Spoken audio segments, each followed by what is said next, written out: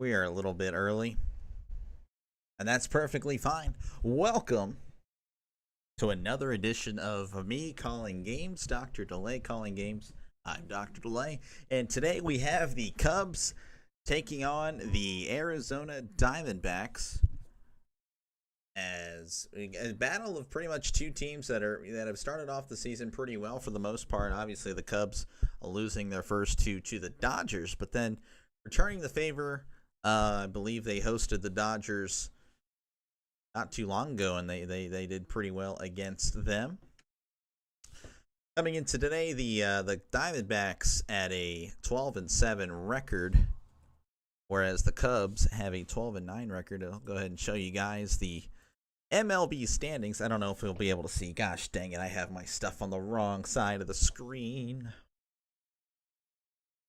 All right, well, anyway, that's going to be the NL Central Division. The Cubs at a 12-9 record. The Brewers at a 10-9 record.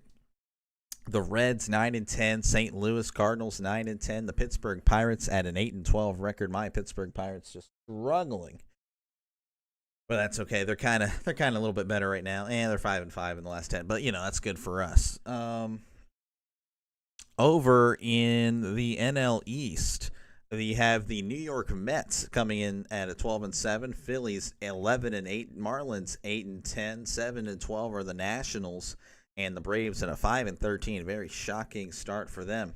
In the NL West, which again the Diamondbacks are a part of, the San Diego Padres 15-4, Dodgers 14-6, Giants 13-6. And the Diamondbacks at a 12-7 clip. All four of those teams are playing out of their mind right now, and especially it's crazy because they're all in the one division. And I guess you gotta mention the Colorado Rockies, 3-15. They are just. I thought the Pirates' offense was bad. They may have them beat there, and their pitching not great either. In the AL East, the New York Yankees 12-7, Toronto Blue Jays 11-8, Red Sox 10-10, Orioles 8-10, Tampa Bay Rays at 8-11. Pardon me. In the AL Central, the Tigers 11-8, Guardians 9-9, Royals 8-12, Twins 7-12, White Sox at 4-14. I mean, they're pretty much continuing what they did last year. The Rangers 12-7, Mariners 10-9, Angels 9-9, Athletics 9-10. That's all they're called, man. It's so weird. Okay, there we go. It's weird to see them just called the Athletics.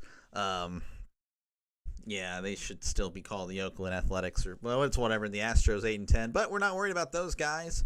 Today's game features the Cubs, which is blocked by my ticker. So if you're a Cubs fan, you're already probably mad at me, and trust me, it's nothing. No slight there. I'll have plenty of trash talk later in the game, most likely. Pirates fan, but yeah, I don't really. I'm aware we're bad, so you don't have to call me an idiot. You can if you want. It's free speech, whatever. And the Diamondbacks at 12-7. So 12-7, 12-9 again. Solid teams for today, but we are just waiting for the first pitch at this point, as they are doing commercials. So we're just gonna, I guess, have to sit tight for a little bit. So what I do here at this channel, again, if you're not a subscriber, if you are a subscriber, thank you for joining. If you're not a subscriber, well, I just pretty much call random games whenever I am off. And today I am off. And nothing going on. So I am calling this first game of the day, the Arizona Cardinals, Arizona Diamondbacks, and the Chicago Cubs. I mostly call Pirates games, but again, if there's a chance for me to call a game like today, or if you can recommend a game that I will call, and I'll do it. I will. I've done it before, and it's led to some pretty exciting streams. So I'm open to everything. But if you like what you see, if you like the sports content, which again I do plan on providing that later down the road, specifically with football. I'm more of a football fan, but again I do enjoy baseball. I enjoyed college basketball. That was really fun. And I may dabble in the NBA as the playoffs progress. Not too sure. But if you like sports and just, like a chill atmosphere, subscribe. Subscribe now. It is free. You don't have to pay a dime. That's what's beautiful about YouTube, right? It's not, I mean, if you like toxic stuff, well, I can be pretty toxic, but I don't know if I'll be toxic today. I don't think I would. So we are showing the Cubs are, of course, they are the home team, so they are going to be pitching first. That means the D-backs will be batting. Not too sure, not too familiar with the Cubs pitcher, Rhea. I'm not too. Colin Rhea. So far this year, he has one start. I'm assuming that's what GS means. Game started. He's pitched 9 innings, only allowed 1 run. So, I mean, that's pretty solid. 34 years old, 6'5". He's a tall guy. Colin Ray, not Rhea. What an idiot. Why would I say it like that? All right. Corbin. Oh, my gosh. Pardon me.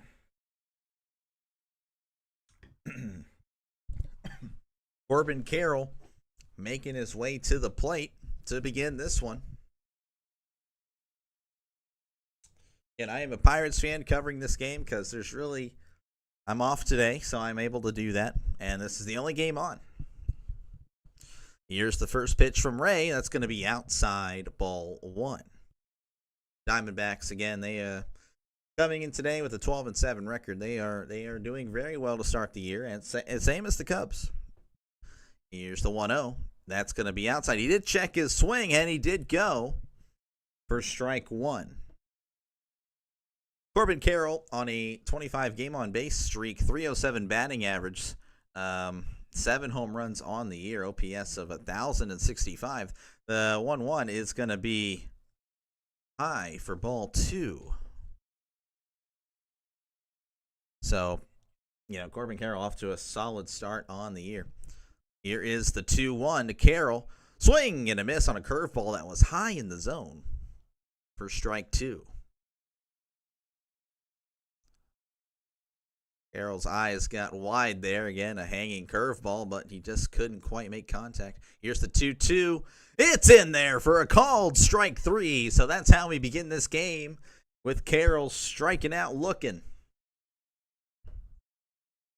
I just realized how southern I sounded there. I do apologize. Gotta hide that.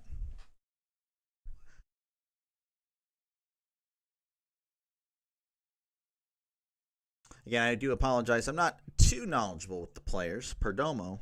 I think of Luis Perdomo. I don't know if that's him, though. Probably not. That sounds like a pitcher. We do have a brief stoppage of play as he is talking with the umpire. The umpire and him are discussing. And he's saying that something about where his foot is.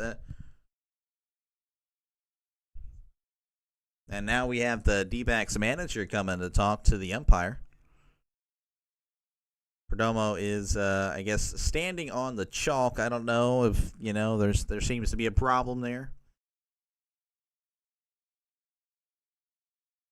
He is standing on the chalk, but it is what it is. Anyway, 1 out here. Here's Perdomo. Here's the pitch. Grounder to first. He's going to toss it to Ray for out number 2. 1 pitch, 1 out for Ray. That's going to bring up Smith. Smith is off to a fantastic start on the year. Again, a lot of these, the top 4 hitters for the D-backs are crushing it at the plate. Smith is batting .404, OPS of 1236. I mean, that is amazing stuff. This is Pavin Smith. 3 home runs, 7 RBIs on the year. That's going to be a pitch right down the middle for strike 1. So he's taking the whole way, or that's what you can assume.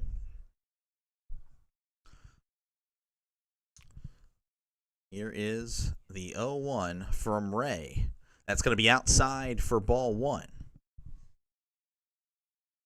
1-1 count to Smith. Again, he is off to a fantastic start, but so is Ray. Ray coming in today with a 1 ERA. He's only pitched 9 innings, but only allowing 1 run. Here's the 1-1. That's going to be outside. Did he go? He did check his swing, and they are saying he did. Let's check the side angle. He did clearly go. Kind of grimacing there. He's like, why did I swing at that? 1-2. Inside corner. Walks off the mound, doesn't get the call.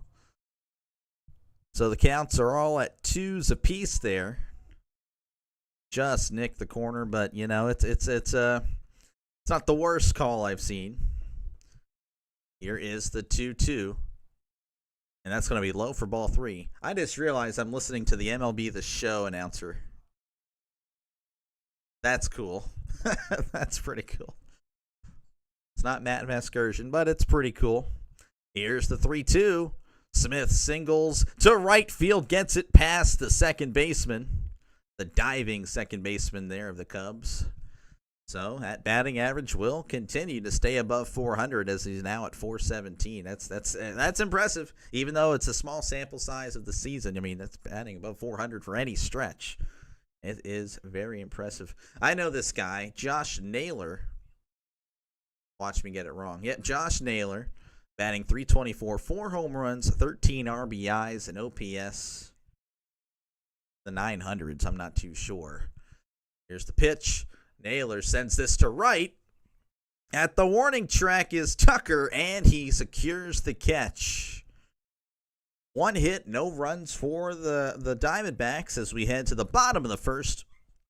It is still 0-0. Normally, this is probably going to be a little annoying for you guys. Normally, I would have scoring updates from around the major leagues. Obviously, I have a ticker there, but there's really no games going on at the moment.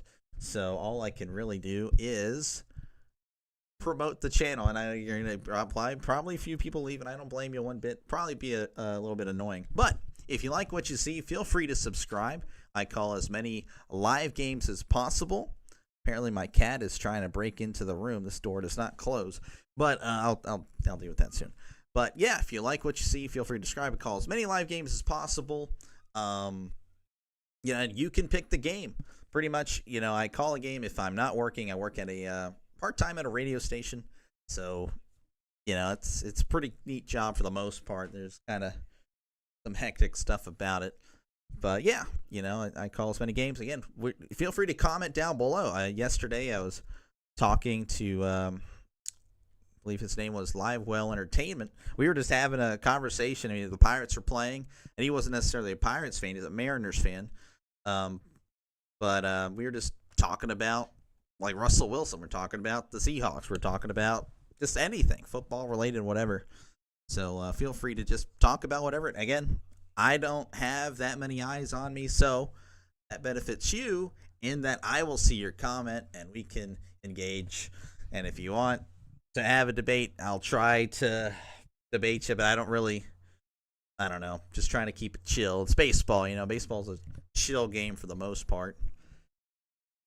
Cubs batting order is Ian Happ, Tucker, Suzuki, Bush, Swanson, Horner, Crow, Armstrong, Kelly, and then Brujan. He does not have any stats, so I imagine if you Cubs fans are tuning in, you probably know much about you know about Vidal Brujan. So that's pretty cool. Possibly, I'm assuming he's making his his debut for the season. All right, stepping in is Happ. Ian Happ. Here's the first pitch from Corbin Burns, and that is a ground ball up the middle, gets past the diving shortstop there, and he will get on first. First pitch single there. Just sends it right back where it came. Burns was really close to where the ball was, and then, of course, the shortstop I think he might have overdove it there. I don't know. It is what it is. So 1-pitch single. That's going to bring up Kyle Tucker.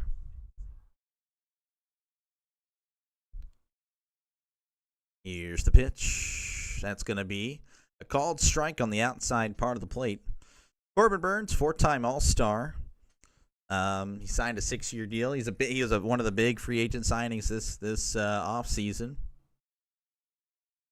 So he's a really good pitcher, though off to a slow start. I'll try to get you the stats after this pitch. Here's the 0-1. That's going to be outside for ball 1.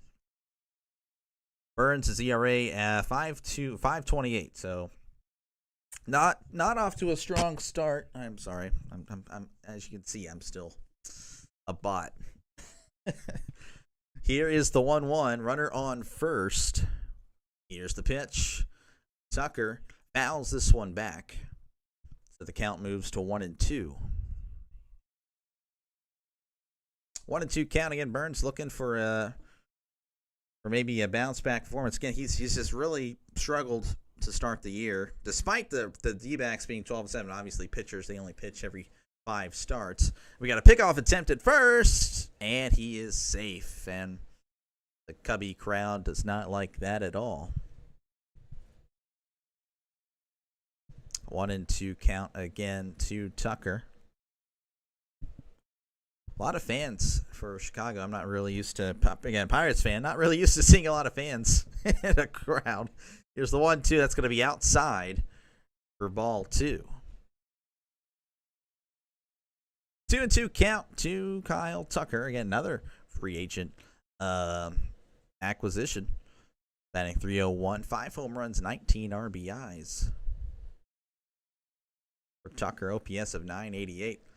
Tucker pops this one up in between center and second. Oh, and it drops! It dropped in between them. Just a little blooper. The center fielder was playing pretty deep. Tucker, obviously, with a lot of power. And it finds a few blades of grass before it finds a glove. Unfortunate stuff there for the D-backs. All right, 2 on, nobody out. That's going to bring up Seiya Suzuki. Seiya Suzuki off to a great start on the year, batting .290, OPS of .905, 4 home runs, 15 RBIs. Runners on first and second. Here's the first pitch. That's going to be low for ball 1.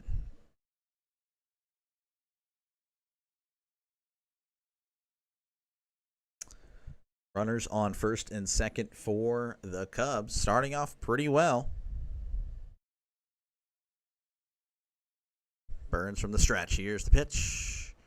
To be honest, though, he doesn't really have a windup anyway when there's no runners on. Try to change things up, I guess. I don't remember that being a thing, but maybe I'm wrong. You'll probably see how big of a casual I am when it comes to baseball. I still love it. I wouldn't say I'm a diehard again. I don't think I'm a casual either, but it is what it is. Here's the 1-1. Pops him up. Does that get back out of play? I think it does. So the count moves to 1-2. And the Cubs coming in today with a 12-9 record. Diamondbacks at 12-7. So just a, again, battle of teams that are looking pretty solid. Not exactly the teams you'd think of to represent the NL in the World Series, but they are very capable teams. Here is the 1-2. The ground to third. There's 1 and 2. A double play. Happ will move to third, though. But just like that, there are 2 outs.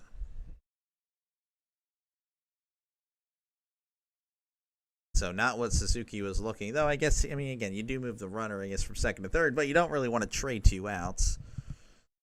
Obviously, it's not what he was trying to do. We all know that. And steps in Bush. Again, I do apologize. I'll get the names later, I promise. 2 out.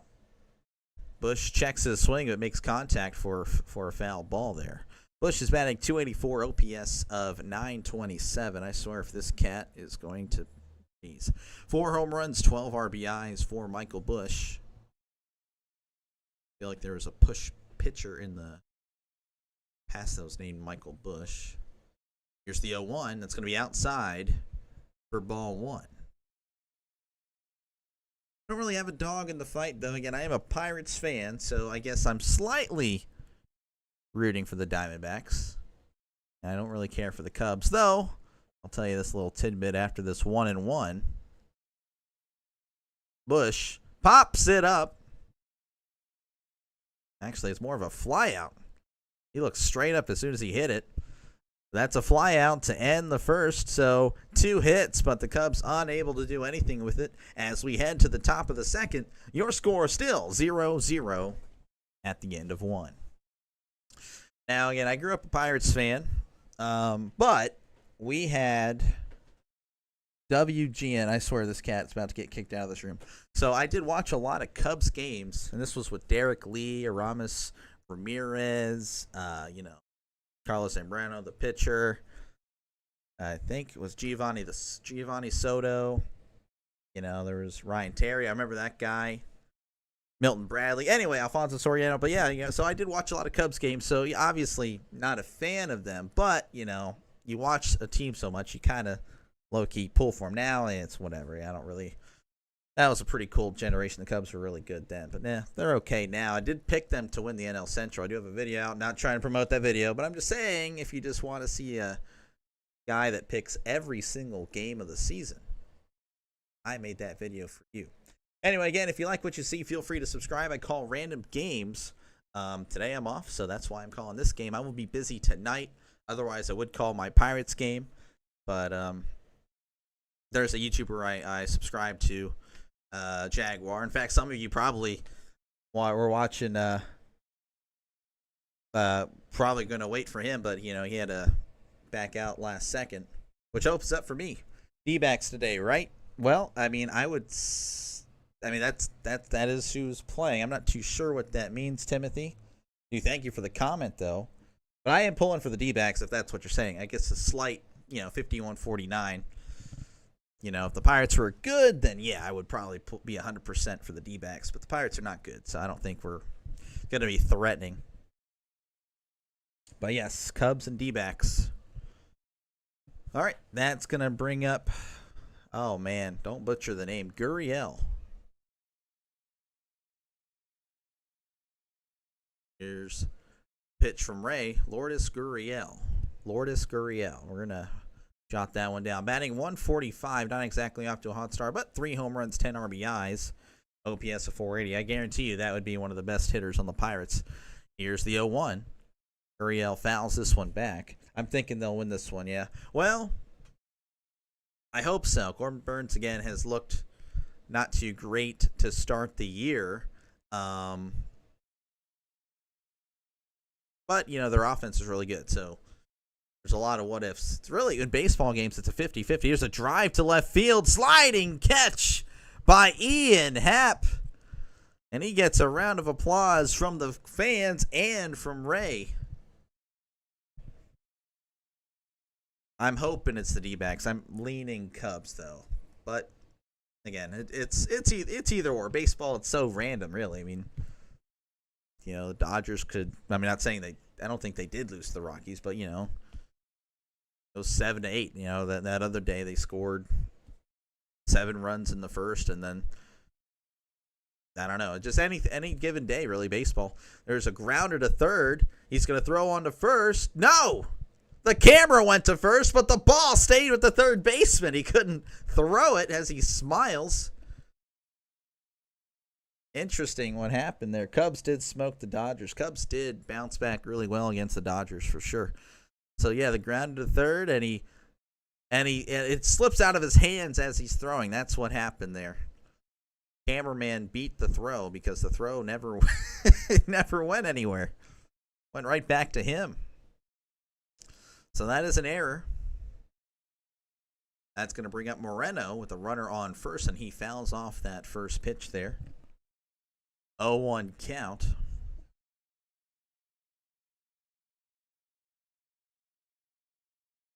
Oh, 0-1 count, 1 out to Moreno. First, here's the 0-1 from Ray. We got a grounder that's going to be fouled off.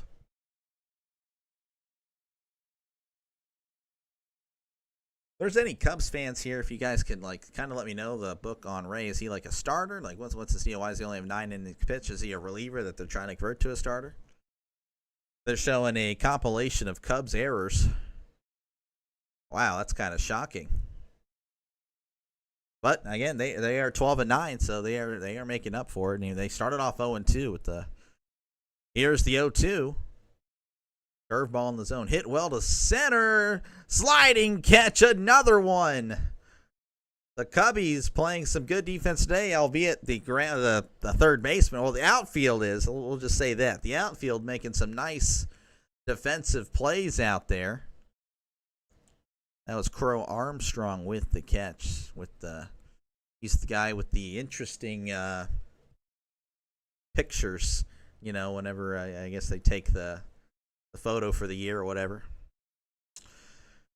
Runner on first. In steps in McCarthy. Again, I will get the first names. I promise you. I do play MLB The Show. This is no excuse. I should know these players. Should. 0-1 to McCarthy again. Batting at 91. Not exactly off to a great start. McCarthy sends this one to left. And Happ makes a catch for out number 3. So no hits there, but they did get a runner on due to the error. But nothing doing as we head to the bottom of the second. The score is still 0-0. We need you, Mike. Yeah, and that's something that, some other people have mentioned that, and then my wife mentioned it, but I don't mind. The only reason, so I would do this, but there are times when it doesn't pick up the audio. Like I spent 3 hours recording a YouTube video, and oh man, I was so ticked off because it didn't capture the audio. I was so mad. It would be like blah blah blah blah blah blah blah blah, and I was so mad because I pretty much had to throw that one away. And so now I take no chances when I'm doing live broadcast, and then with YouTube videos, I literally am like this close. It's so bad. I'm not exactly the richest person in the world, so I can't afford the best equipment. Have a nice, I think it's a nice setup. I mean, it's the only setup I've had. Nice little laptop here. I got a monitor I got on sale. But yeah, no. But anywho, back to promoting the channel. So yeah, I'll probably see you if that current viewer ticker go down. But if you like what you see, feel free to subscribe. I call random games, chat with people I've never chatted before, like Timothy Franks. Again, thank you, Timothy. I enjoy just talking to people, just in general about anything, sports specifically. But hey, it can be whatever. It can be about my terrible, my voice cracking, my terrible setup. But yeah, hit that subscribe button. Again, I plan on calling as many games as possible, pretty much whenever I'm off work and there's nothing going on with like wife or my family. I will be here calling a game. Baseball, I'm a big football fan, so I'm excited for football season. I try to get at least one UFL game a week. Here's the first pitch. That's going to be in there for a called strike. Tucker needs an RBI. Well, if you are, and okay, so if you're betting on that, bettors have done pretty bad whenever they pop into the chat and they want, like, they say the bet and hey delay, do you think that's that bet's going to happen? Whatever I say, whatever I answer, it does not happen. 0-3. So just be careful. Just be careful here. 1-1 count to Dansby Swanson. I know him. Played for the Braves. So I will stay silent, Crack. Interesting name, by the way. I won't. Just for your sake, I can't. I'm not going to. Yeah, just can't do it. That pitch is outside, so the count moves to 3-1. 3-1 count to Dansby. So Swanson's 11 for 18 against Corbin Burns. Wow. OPS of 1632. And Swanson sends this one back behind home plate, so it's a full count. Full count for Swanson. I mean, that's 667 batting average against a guy. That is crazy. And again, Corbin's one of the better pitchers in the league, or at least prior to this season. And it's early, so you can't really say anything. Can't really say a guy is washed after one game or one. Unlike some people and some chats I've been to at the official Jaguar guy, whatever. Anyway, full count. Swanson gets a piece of that one, but that one is fouled back, so the count remains full. So, Crack, are you a Cubs fan, or are you a bettor? Are you just a sports bettor? Full count. This is going to be Burns' 20th pitch, so not too bad on the pitch count. And he fouls this one off again, though he probably needs to put him away for that Happ got one of my legs to hit because he got a hit. Tucker needs an RBA for my legs to hit. I got you. So you're better. Yeah. Well, I wish you the best there, because as soon as someone puts a bet in this chat, it's cooked. I'm sorry. It is cursed. Got a chopper to short. Grabs it, throws to first, and it's out. Swanson doesn't like the call. It was a bang play at the bag. They may review it. In fact, they are actually going to hold off. And they are saying no, he was out. But good luck, man. I wish you the best. I hope you win some cash, but it's you might be cursed. That might be a reason to not subscribe. Actually, you're better, and you put in the chat. It's you're done. Born Cubs fan, but I don't really watch anymore. I'm just getting back into MLB. Okay, fair enough. One out here. In steps Nico Horner. Yeah, I guess you could say I'm the same way with the Pirates. Obviously, I grew up watching Jason Bay, Freddie Sanchez. That was Xavier Nady. That was great. Went to complete garbage after they left, and then we came back. Obviously, had the wild card games. The Cubs kind of ruined my life there. Then the Pirates went back to crap again. Now we're okay and kind of get back into it. Here's the 0-1. That one's fouled back. And now, I don't know. Just ownership is showing how bad ownership is in Pittsburgh. So Pittsburgh sports is just not in a good spot, just in general. The Horner's batting .313, OPS of 729, so not too bad. Average is good. OPS is it's all right. About average, league average, a little above league average. That one is fouled back. Count still 0-2.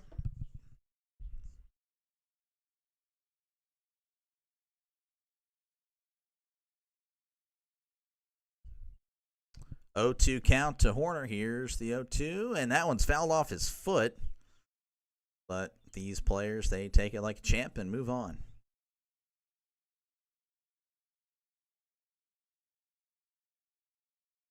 So we got Timothy, who is, well, I don't know. You might be a Timothy. You said D-backs, so I don't know if you're a D-backs fan. And of course, Crack is a Cubs fan, so I don't know. Interesting stuff here. That's curveball in the dirt for ball one. 1-2 count to Nico Horner. Yeah, both these teams coming in today, they're 12-7. Diamondbacks 12-7. Cubs are 12-9. Again, not teams you think about that could represent the NL at the end of the year, but they have the pieces. Here's the 1-2. That's going to be in the dirt, so that will move the count to 2-2.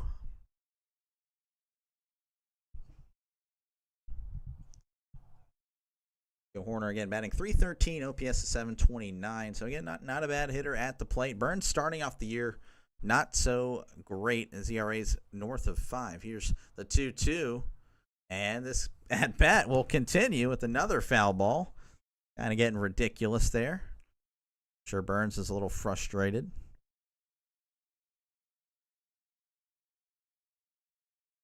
Again, feel free to chat about whatever you like in the comments. I will be sure to respond. Here's the 2-2. That's going to be outside and low for ball 3, so he works it full.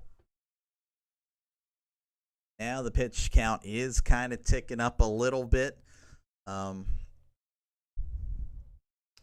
3-2, 1 out. Here's the pitch. And Horner sends this one to left, but it's right at the left fielder for out number 2. Good at bat, but unfortunately doesn't get on base. Do you do a lot of baseball? I try. I'm trying to do as much as I can. Jonathan, thank you for the question. Again, I mentioned earlier, you may have just been joining. I try to call as many games as possible. I take requests. The only thing is, when I'm working, I can't. But if I'm off that day, or if I work late and I got a chance in the early, if I work early, I got a chance with the late game, I will call it. So, if I'm able to do it, I will call the game. This one's outside for ball 1. What about NBA? I've yet to call an NBA game. I did a lot of college basketball, and I probably will call an NBA playoff game. I just don't know which one. And if I like it, that curveball's in there for strike 1. And if I get, decent viewership and, if I have a good time, really, like, I don't want to do something I don't want to do. But I don't know. I'll do it. You got a game. You got a recommendation. That one's in the dirt. He did check his swing, but he did not go 2-1. I take recommendations though. Yeah, Jonathan, I'm going to try to do as many baseball games as possible. And Timothy, if you got a recommendation, I'll call that game, or I'll try to, for sure. I know they're doing the play-in games. Here's the 2-1.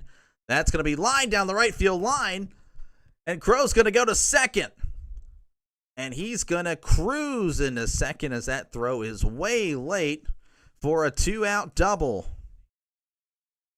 Crow Armstrong is beloved in Chicago, I can tell you that much. And he gets a nice ovation there. Curveball that is pretty low, and I guess he was sitting on it a little bit early. So 2-out double here, and that's going to bring in, I believe that's Carson Kelly. I may have gotten that first name wrong, and I am sorry. If that is not it. 2 outs here to Kelly. Here's the pitch. Kelly pops this one back. I appreciate your commentary. So many other live streams get off topic, and you miss half an inning. From the short time I've been watching, you're doing a great job. Thank you, Jonathan. I appreciate that. I try. Again, I don't mind talking to you guys, but yeah, I will do my best to keep my focus on the game. That's why you click on it. You didn't click on it for me. You on it for the game. So I do try and keep that focus. Here's the 0-1. That's going to be outside for ball 1. Hopefully you like it enough to where you can subscribe. That'd be awesome. Just saying. Everyone there, too, even if you're not commenting, you have the right to subscribe. Definitely. You should. It's free. It doesn't cost a dime, I promise. 1-on-1, and he's going to step off the bag. And Cubs fans will let him know how they feel about that. Lakers game next Friday and Sunday. Okay, next Friday I know I work. Next Sunday I am off in the evening, so I can do that one. There's going to be a pitch that catches the bottom of the zone for strike 2. This depends on which, I don't know, if the Lakers game is on late, maybe, because I'm working that evening. I don't know, I know it's kind of lame. Can you, Timothy, if you could drop the time of that Lakers game? Whatever time, Eastern Standard, whatever. I'll just do the math in my head. 1-2 count here, 2 out to Kelly. That's going to be outside for ball 2. Thank you for the sub, Jonathan. That's awesome. I appreciate it, man. That should put me to 70. That's pretty cool. Like a month and a half ago, I was at 21 or 24, something like that. So I'm pretty happy with the growth. Here's 2-2.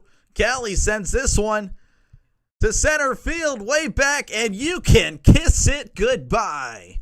2-run shot in the bottom of the second, and that puts the Cubs up 2-0. Kelly, that's his 5th home run of the season. Carson Kelly, former D-back, shows off against his former club as, again, 2-0. 9:30 Eastern. I will definitely be working.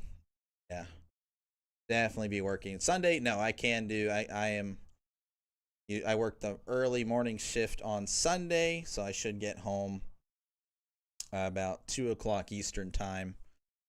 So yeah, I'll be good. So Cubs up 2-0 here, thanks to the Carson Kelly home run, as that first pitch is outside ball 1. So Sunday, I got you, Timothy. I got you.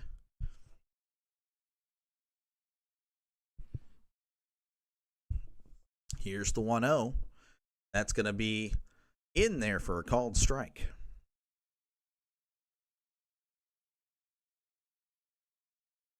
They're showing off a Carson Kelly t-shirt. That's interesting. Extra large. That is somewhat my size. I don't want to believe that I'm an extra large, but I probably am. That's going to be outside for ball 2. You could literally be an announcer at a ballpark, bro. Great, thank you. Great voice. Well, I do a little bit of radio work, so I work part-time at a radio station. Here's the 2-1. That's going to be fouled off. Strike 2. I'm hoping. So my goal here, Jonathan, I know you just met me, but work at the radio station, try to rack in some years, and then because it's like a little local thing, and then hopefully send in like this stuff too. I'll have to get like a compilation of pretty cool calls, and then my radio work on my resume, and hopefully move up in the world. Here's the 2-2. That's going to be a swing and a miss in the dirt, so he's going to have to run to first, but that is no problem. So the Cubs knock in 2 thanks to the Kelly home run. As we head to the top of the third, your score, Cubs 2, Diamondbacks nothing. Yeah, no, dude, I have a face for radio too, man. I'm lucky that my wife, I don't know if she's around, but yeah, I'm blessed in that regard. So she definitely looks inside, not necessarily on the outside. But anyway, this is where I kind of promote the channel. I do apologize again. I know it's kind of repetitive, but if you like what you see, feel free to subscribe. I call as many games as possible. I'm a football fan, baseball fan, casual hockey fan, casual basketball fan. I did call a lot of college basketball games, and that was fun. That's kind of why, I don't know, just getting off a little topic here, but the NBA, I don't feel like has the atmosphere of college basketball. That was amazing, and I had such a great time. But I will give that a shot. I do want to give that a shot. Maybe I like it. Maybe I do. But anywho, if you like what you see, feel free to subscribe. It doesn't cost a thing, and that's why you should do it. The worst case scenario, you see my video on the feed, and you're like, I don't want to watch it, and that's it. You scroll by, and that's okay. Okay, my feelings won't be hurt. But and I would also check MLB scores from around the league, but there's no other games going on right now. That's part of the reason why you're probably here. Or you're a Cubs fan, Diamondbacks fan, and you've been blacked out because the MLB does that crap. It's really bad. Really bad. Or you're just a better. Like Crack. Crack is the name of the guy in the chat, not just me saying a random word, I promise. But anyway, thank you everyone for stopping by. It's awesome to interact with people. It really is. We're all sports fans. It's one thing that can unite us. Make us, just chill, It's just a chill. Of course, if you want me to be toxic, I've been called by my friends a very toxic person, the most toxic person they've ever met. And I could probably do that, but probably not doing that right now. There's the first pitch. That's going to be outside, ball 1. Ray is still staying in, so I'm assuming this guy is not just any normal reliever. He's going to stay in as he only has 9 innings pitched. There's going to be a called strike. Only has 9 innings pitched on the year. 1 ERA. Now, that ERA is now below 1. In fact, I can check that for you. 1-1 count. That's going to be in there for a called strike. I believe this is Garrett Hampson. Ray's ERA is now a .82. Garrett Hampson, I signed him in my Pirates franchise. He's goated in there. 1-2 count to Hampson. Both of these teams, again, solid starts to the year. It's going to be breaking ball outside for ball 2.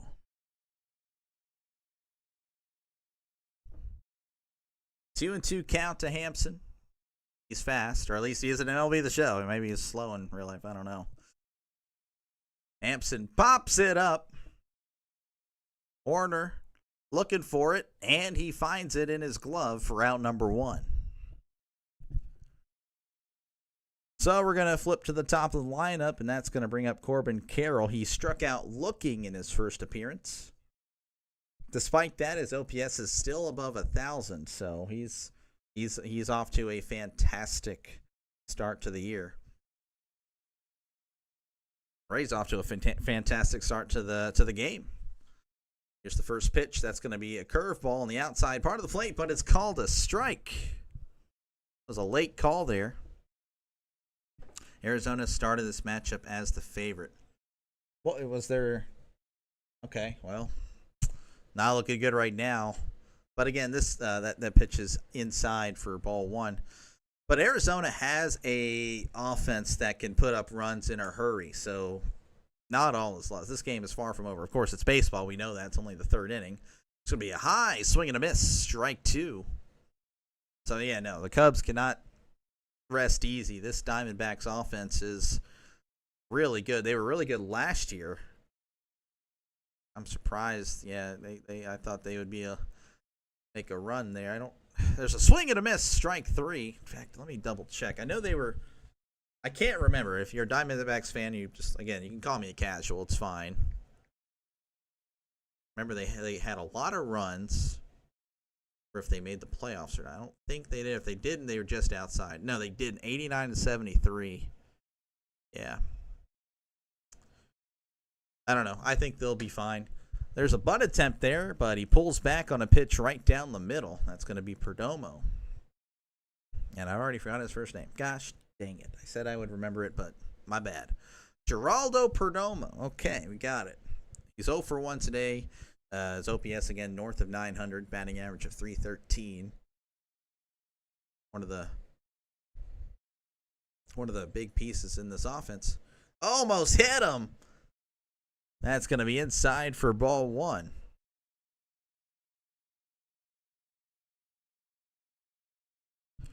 1-1 count to Geraldo Perdomo. 2 out, nobody on. 1-1 count. Big swing and a miss, strike 2. So the count will move to 1-2 as he calls for time. I wonder why Arizona was favored, honestly, because Chicago was the home team. Burns hadn't been pitching well. Again, I know the offense is good. I don't know. Usually if it's close, they're going to give the slight edge to the home team. Here's the 1-2. That's going to be high for strike 3. Oh, what a delayed call. And Perdomo is not happy. That was outside the zone, but Cubs fans don't care. As we head to the bottom of the second, your score, Cubs 2, Diamondbacks 0. And again, this is normally where I would share other scores around the league. You can look beneath me in the ticker, but you're going to see some late times because there's no games going on. So I'm going to annoy you and say, if you like what you see, feel free to subscribe. Again, I call whatever game is on. If I'm off, if I'm not working, I will call a game. And you can recommend a game too. Had a recommendation earlier from Timothy, so I will do my best to well, I know I can call the Sunday game, next Sunday, Lakers.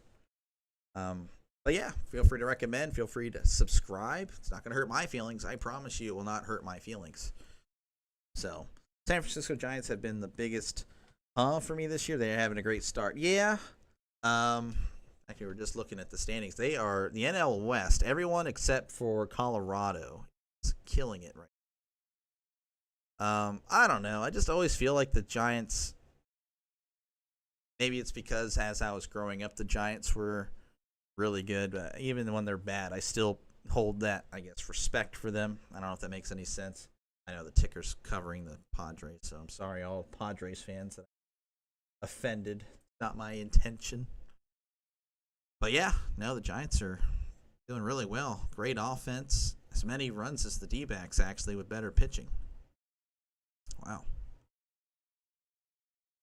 But yeah, no, I mean, I'm telling you, anything. I mean, of course, again, it's only a few weeks. I just refreshed. I don't know why I refreshed that. It's only a few weeks, so anything could, change and whatnot. Teams get hot, teams get cold.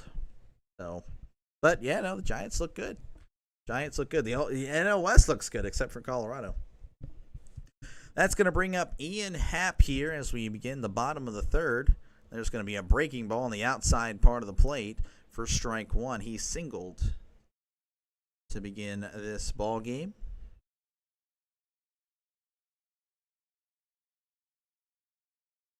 Here's the 0-1. Swing and a miss. Strike 2. On a ball outside the zone. They're playing the shift. I guess he's a pull ball. He pulls it. Here's the 0-2. Swing and a miss on a ball down in the dirt. He struck him out. Bo Davidson is a prospect for them that has been playing slow pitch softball with me the last 3 years. Oh, that's cool. It's always neat to know like a celebrity right before they, or not celebrity, but, somebody that's going to be like, big. Have I met anybody like that? don't know. I can't say that I have. That'll bring in Kyle Tucker. Here's the 0-0. That's going to be low for strike one. This umpire.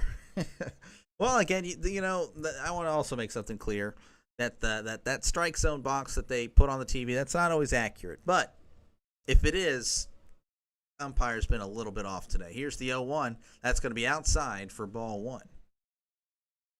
Oh, Davidson. What level of ball is he in? Where's he at in the minors? 1-1 count, 1 out for Kyle Tucker. He's 1 for 1 today. That's going to be low for ball two.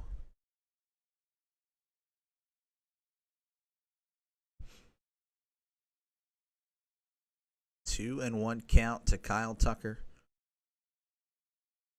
Slight shift here, not too much. That's going to be low for ball three. Corbin Burns already at 51 pitches in the third inning, so I don't think he'll last too long. Especially since he's already allowed a 2-run shot in this one. Here's the 3-1. Tucker gets a piece of that one, but that's going to be fouled back behind him. Full count.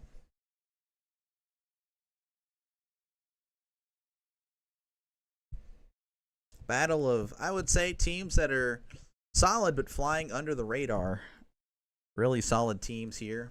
Could easily take out the Dodgers and the Phillies. Could easily do it. Here's the 3-2. Grounder to second.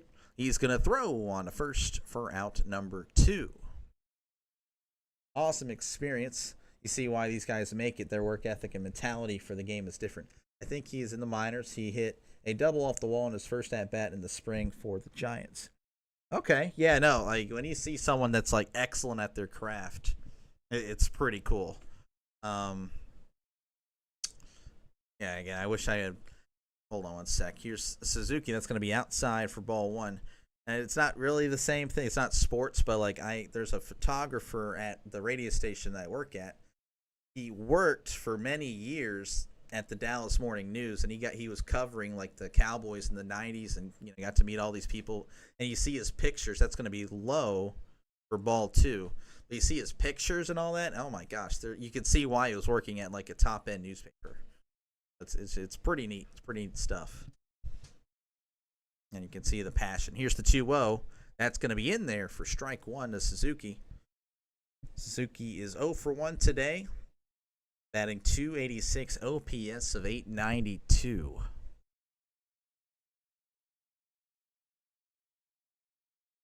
Here's the 2-1. Suzuki sends this one.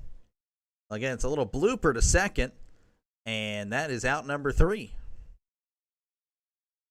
1, 2, 3, go the Cubbies as we head to the top of the fourth. Your score, Cubs 2, Diamondbacks 0.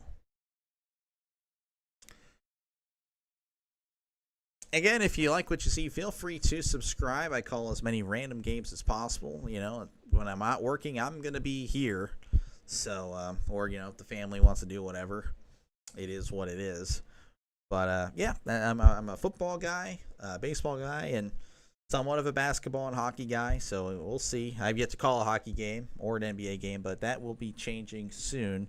Maybe not hockey, but NBA will be calling one next Sunday. I love the stories and pictures we get to live vicariously through them. Yep. Man. I don't know what to say now. Now you're starting to see why I just, I'm not a big time guy, man. I'm just a part-time YouTuber as well. But yeah, no, for sure. Like, I don't know. It is pretty cool to see like people that are experts and at their craft. It really is.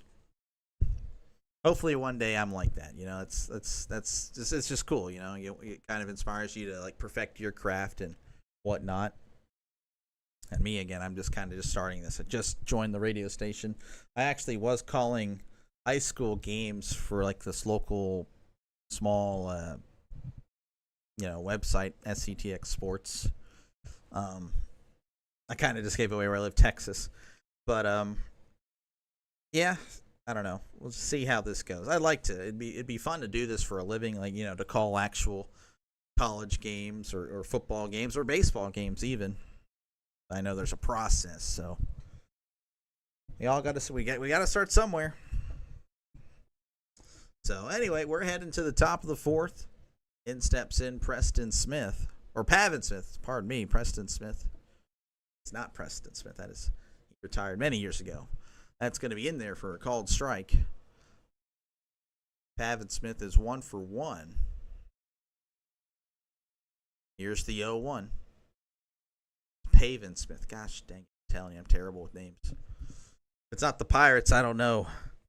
That's just bad. Even the Pirates, I don't even know how to pronounce some of those guys. I don't even know them. Rays in the fourth inning, doing pretty well. Only 37 pitches. Here's the 0-2 to Pavin. That's going to be a curveball in the dirt. So that'll move the count to 1-2.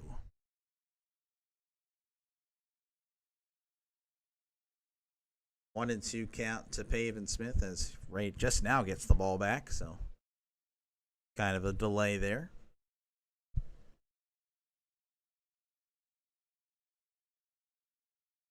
Only 38 pitches. He's working pretty efficient so far. Here's the 1-2. It's going to be low in the dirt for ball 2. So 2-2 count to Pavin. Pavin's batting .417 this year. OPS of 1250. So he is crushing the ball. Here's the 2-2. Pavin sends this one down the right field line, but it's snagged by the first baseman who tosses it to Ray and records the out. So really good defense again. Outside of that one little mishap by the third baseman, the Cubs have played really solid defense. And they hold on. They're keeping this high-powered D-backs offense in check. That's going to bring up Josh Naylor. 1 out, nobody on. That first pitch is outside for ball 1. Again, feel free, everyone, comment down below. I definitely read every comment. There's an advantage not having thousands of subscribers is that I will read the comments. Here's the 1-0. So I can be chatting with you again. Talk about sports. Talk about whatever you want. It is what it is. I'll respond. Or I'll try to anyway. Unless you say something terrible and all that, then that would not be good. Here's the 1-1. Naylor sends this one past the first baseman's glove. That one gets to the outfield, so Naylor will single here and put a runner on in the top of the fourth. So maybe this is something the D-backs need. They need something. So that's only the second hit now for the D-backs. But again, this is a high-powered offense. Michael Busch could not quite make the grab there.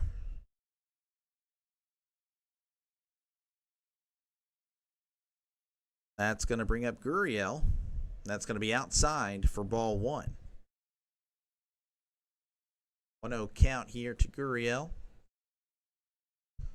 Only batting .143 this year, OPS of .473, but he's got 3 home runs, which doesn't really sound like a lot, but I've been watching the Pirates, and that's a lot compared to them. So here's the 1-0, and he just was straight up taking that one. I don't know if he was asking for time or whatnot. He was just standing straight up in the box, didn't even pick up the bat. So that's in there for a called strike. 1-1 count to Gurriel. Runner on first. Here's the 1-1. Gurriel chops this one to third. Throws to second for 1 and 2. No, he's safe. The Cubs fans all say no. So they may check this one. Not too sure. That was a close play. Let's see here. We're going to replay it here. There's a chopper to third. Able to get it out of his glove this time. Oh, that is so close. He is safe. They're going to say he is safe. The replay says he's safe. So the runner will. They still got a runner on first. That's going to bring up Suarez, I believe he played for the Reds and the Mariners, if I'm correct or wrong on that. I'm not too sure. We got a pickoff attempt almost in the dugout, but a nice snag there by Bush to save that.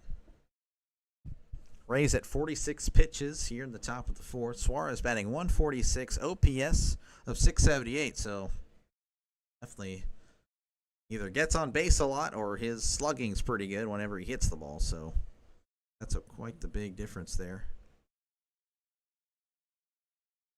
Against the Cubs, he's 4 for 15, 4 home runs, 7 RBIs. Against the rest of the majors, he's 6 for 53 and 1 home run. So I guess he really likes playing the Cubs. That's what I'm reading right now. That's going to be high for ball 1.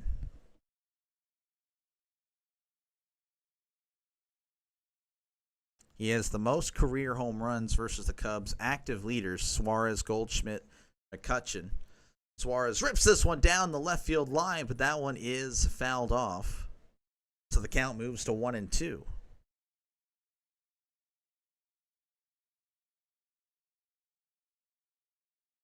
As he tosses that to a young Cub there.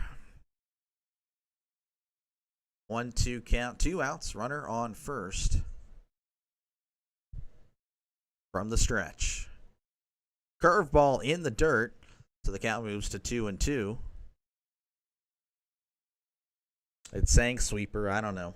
That was another thing earlier, yesterday or 2 days ago. The sweeper is pretty much the slurve. So why did we start calling it the sweeper? I don't understand. Here's the 2-2. That's going to be outside for ball 3. That one was close.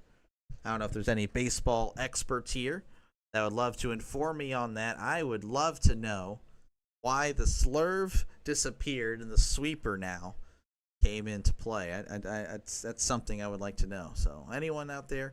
There's a big swing and a miss on a pitch right down the middle. So the D-backs record 1 hit but leave 1 stranded as we head to the bottom of the 4th inning. Your score, Cubs 2, Diamondbacks 0. Again, feel free to comment down below. Like and subscribe. I cover random games, so if you got a recommendation, I will gladly do it. I will gladly do that game if I'm able to. So, and I'm a big football fan, baseball fan. I would say I'm a casual in most everything other than football. Really, I'm a casual in, but I do watch baseball more than the other sports non-football. So. But yeah, just covering this game because I will be busy tonight as I'm spending time with family. So I thought I'd get this game in. The D-backs, Cubs, kind of catching a little break here, as some of you guys probably are used to official Jaguar calling a game. So, and he announced that he couldn't call this one. So, I was going to do it regardless, and I'm definitely reaping the rewards, and I thank you, sir, if I think you're watching me, but definitely caught a break here. So we're heading to the bottom of the 4th again. The Cubs up 2-0. Scoring review pretty much at the bottom of the 2nd. Carson Smith sent a 2-run shot, or Carson Kelly, pardon me. Carson Kelly with a 2-run shot to open up the scoring, and that's been pretty much it. No other scoring in this one, so I would say it's a pitcher's duel as of now. Again, it's only been 4 innings, but right now the Cubs up 2-0.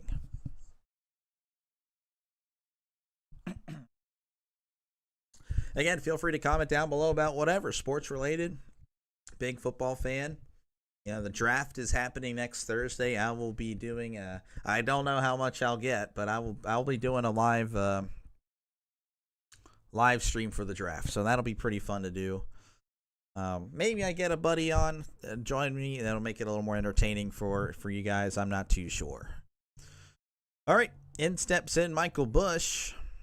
Here's the first pitch. That one is ripped foul down the right field line.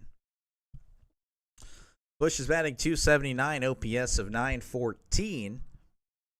So off to, I would say, a solid start to the year. They show Wrigley Field. Wrigley's really just a classic ballpark. I love it. Here's the 0-1. That's going to be low for ball one. And no other games going on right now, so I can't provide scoring updates. So I can't feel that immersed into the rest of the league, but it is what it is. That one is in there for a called strike.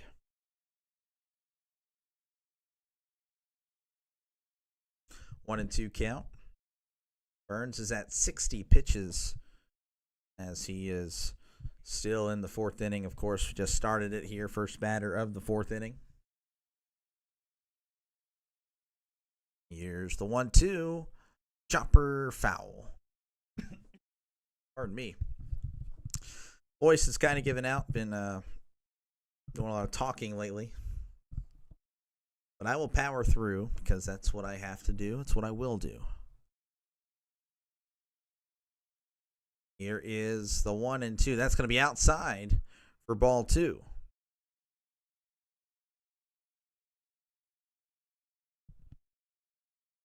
Any of you guys, Cubs fans, D-backs fans, comment down below. Let me know all about why you're here. Yeah, that pitch is low for ball three. You know, I'm also, I'd also like to know, like, what brings you, like, are you watching because of the betting? Are you watching because you're a fan of these teams and you just can't watch the game? Are you watching the game and listening to just a random YouTuber? As this one is ripped into the gap in between center and right field. He rounds first. He's heading for two. As the throw comes on in here, it's going to stop him at second. But a leadoff double, and the Cubs look to add to this 2-0 lead. Hanging curveball, and Corbin Burns paid for it right there. Michael Busch made him pay. Rips that one into the gap. Yeah, that just was smoked. It's a runner on second, nobody out. That's going to bring in Dansby Swanson.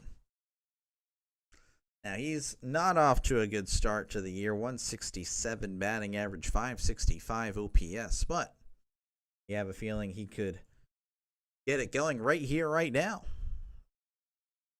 Pitch to Dansby. That's, again, right down the middle. I don't know what he was looking for. He smiles it off. 4 home runs, 12 RBIs for Dansby as well. 0-1 count, runner on second. Here's the pitch. Rounds it to short. That's going to move the runner as he throws to first for out number 1. But again, that'll move Michael Busch to third. So got a runner right there, 90 feet away. That's going to bring in Nico Horner, who's, again, not off to a bad start of the season. 309 batting average, only a 719 OPS. He's more of a contact hitter, getting on base, which, hey, that's not too bad. 1 out. And Nico calls time. Probably, I would say Nico is probably he's not the most hated Nico in America right now. Nico, I am a lava. I don't even know how to pronounce that. I am a leva. I know that's more of the meme thing. What a disaster that is. Here's the 0-0. Nico fouls this one off. If there are any UCLA or Tennessee fans or Nico I am in lava fans, and well, I don't know what to tell you there. That's just a tough situation. Runner on third, 0-1 count to Nico Horner.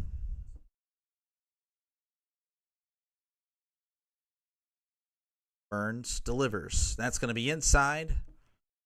That one is a ball. That moves the count to 1-1.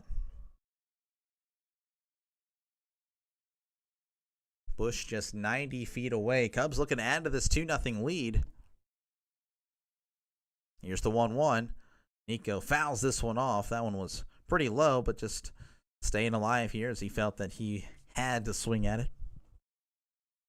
Had a lot of break to it in his defense. 1-2 count to Horner. Again, Busch just 90 feet away.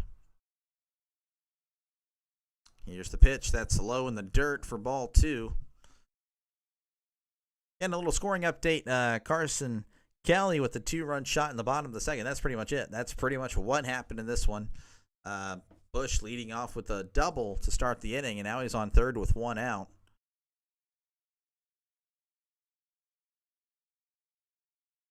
Burns delivers the 2-2. Warner chopper. He's heading home, and he's going to be thrown out at home.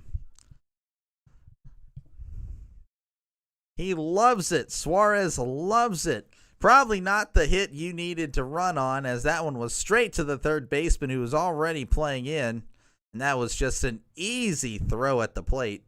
So the Cubs kind of squander an opportunity to add to the board. But they're still batting right now. Of course, they have Nico at first with 2 out.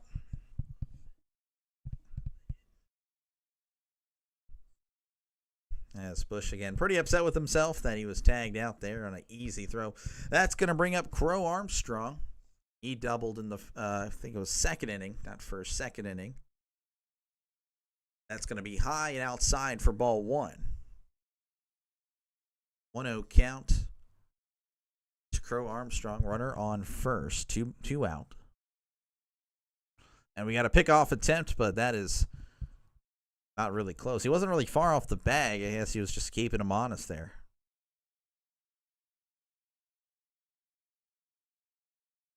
Yeah, both these teams coming in today is pretty solid start to the season. 12-7 record for the Diamondbacks, 12-9 for the Cubs. We got another pickoff attempt. And again, he's not really that far off the bag. I guess he just doesn't feel confident in himself, or is just keeping him honest. I'm not too sure.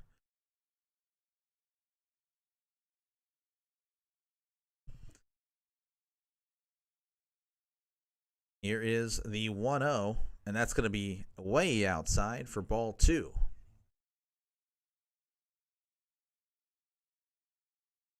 They're showing the highest OPS from the 7, 8, 9 spots. Cubs leading the league 811. Yankees 808. And Cleveland at 748. So the bottom of the lineup producing for the Cubs. High swing and a miss. Strike 1. His eyes lit up on that high fastball, but that was way out of the zone. I wouldn't say way out, but it was high. Would have been very difficult to, make that happen. Here is the 2-1 to Crow Armstrong on a swing and a miss on a pitch right down the middle. 95 on the gun.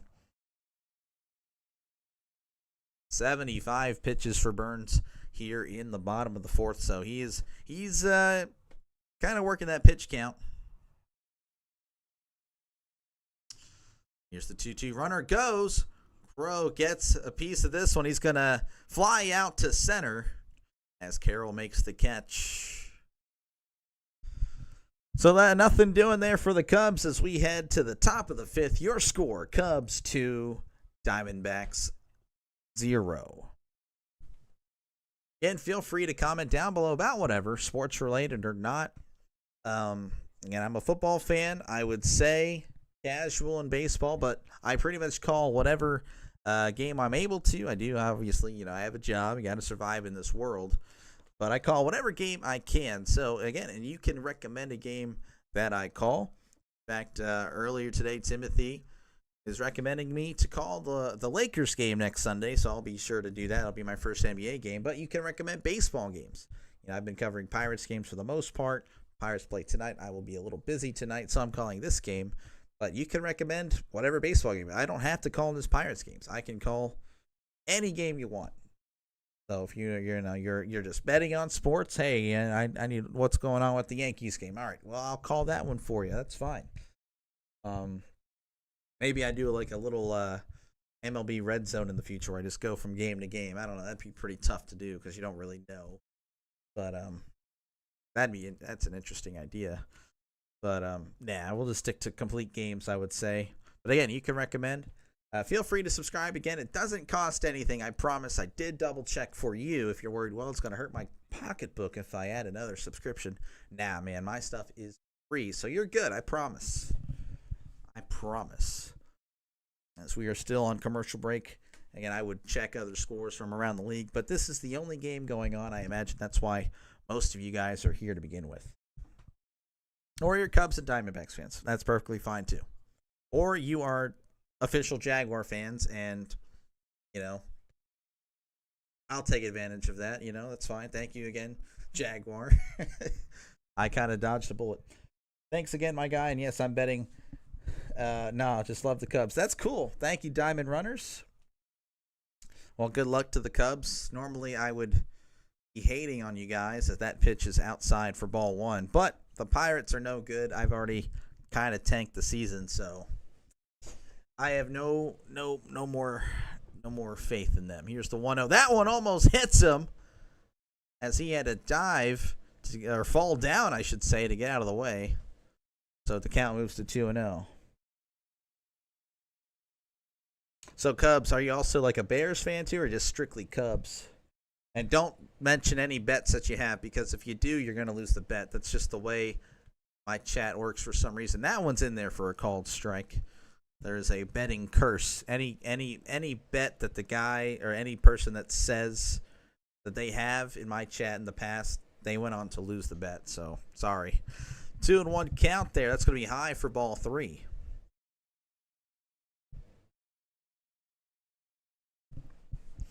Three and 1 count to Moreno. Ray looking pretty solid, I'd say. Again, he's showing why he has a 1 ERA. So that pitch is drilled into the gap between left and center. So he's going to round first and head for 2. Happ now gets it and is going to throw to the cutoff man. So as I'm saying, kind of an announcer's curse there. As I was saying, he's been looking really well. Well, there's a double to lead off the top of the 5th. Yeah, that pitch was just kind of left over the middle of the plate. Not really that hard, right down the middle. So the D-backs threatening. Again, this is the high-powered offense we talked about. They can score at any point. Here is McCarthy. McCarthy grounds this one to first. He's going to take it himself to the bag, but the runner moves from second to third.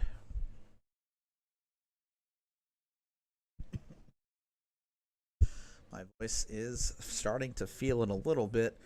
I work at a little bit of a radio station. I'm a part-time there, so I do speak a little bit. And, of course, doing this every day, the voice will go out. It just does it. I mean, I haven't done it every day, but I do it more often. So here is the 0-0 to Garrett Hampson. That's going to be high for ball 1. I know this guy only because I have him in my Pirates franchise, which I started a little series, but it's the viewers are now dying off, so I don't think I'm going to continue it much longer. But Hampson was a great free agent pickup. That's all I'll say. Here's the 1-0. That's going to be in there for a called strike. Again, the D-backs have a runner on third thanks to the leadoff double. 1 out. So it's kind of the same situation we saw with the Cubs in the bottom of the 4th. But will the D-backs be able to push across a run? Hampson gets a piece of that one, but that one is fouled back. The count moves to 1-2.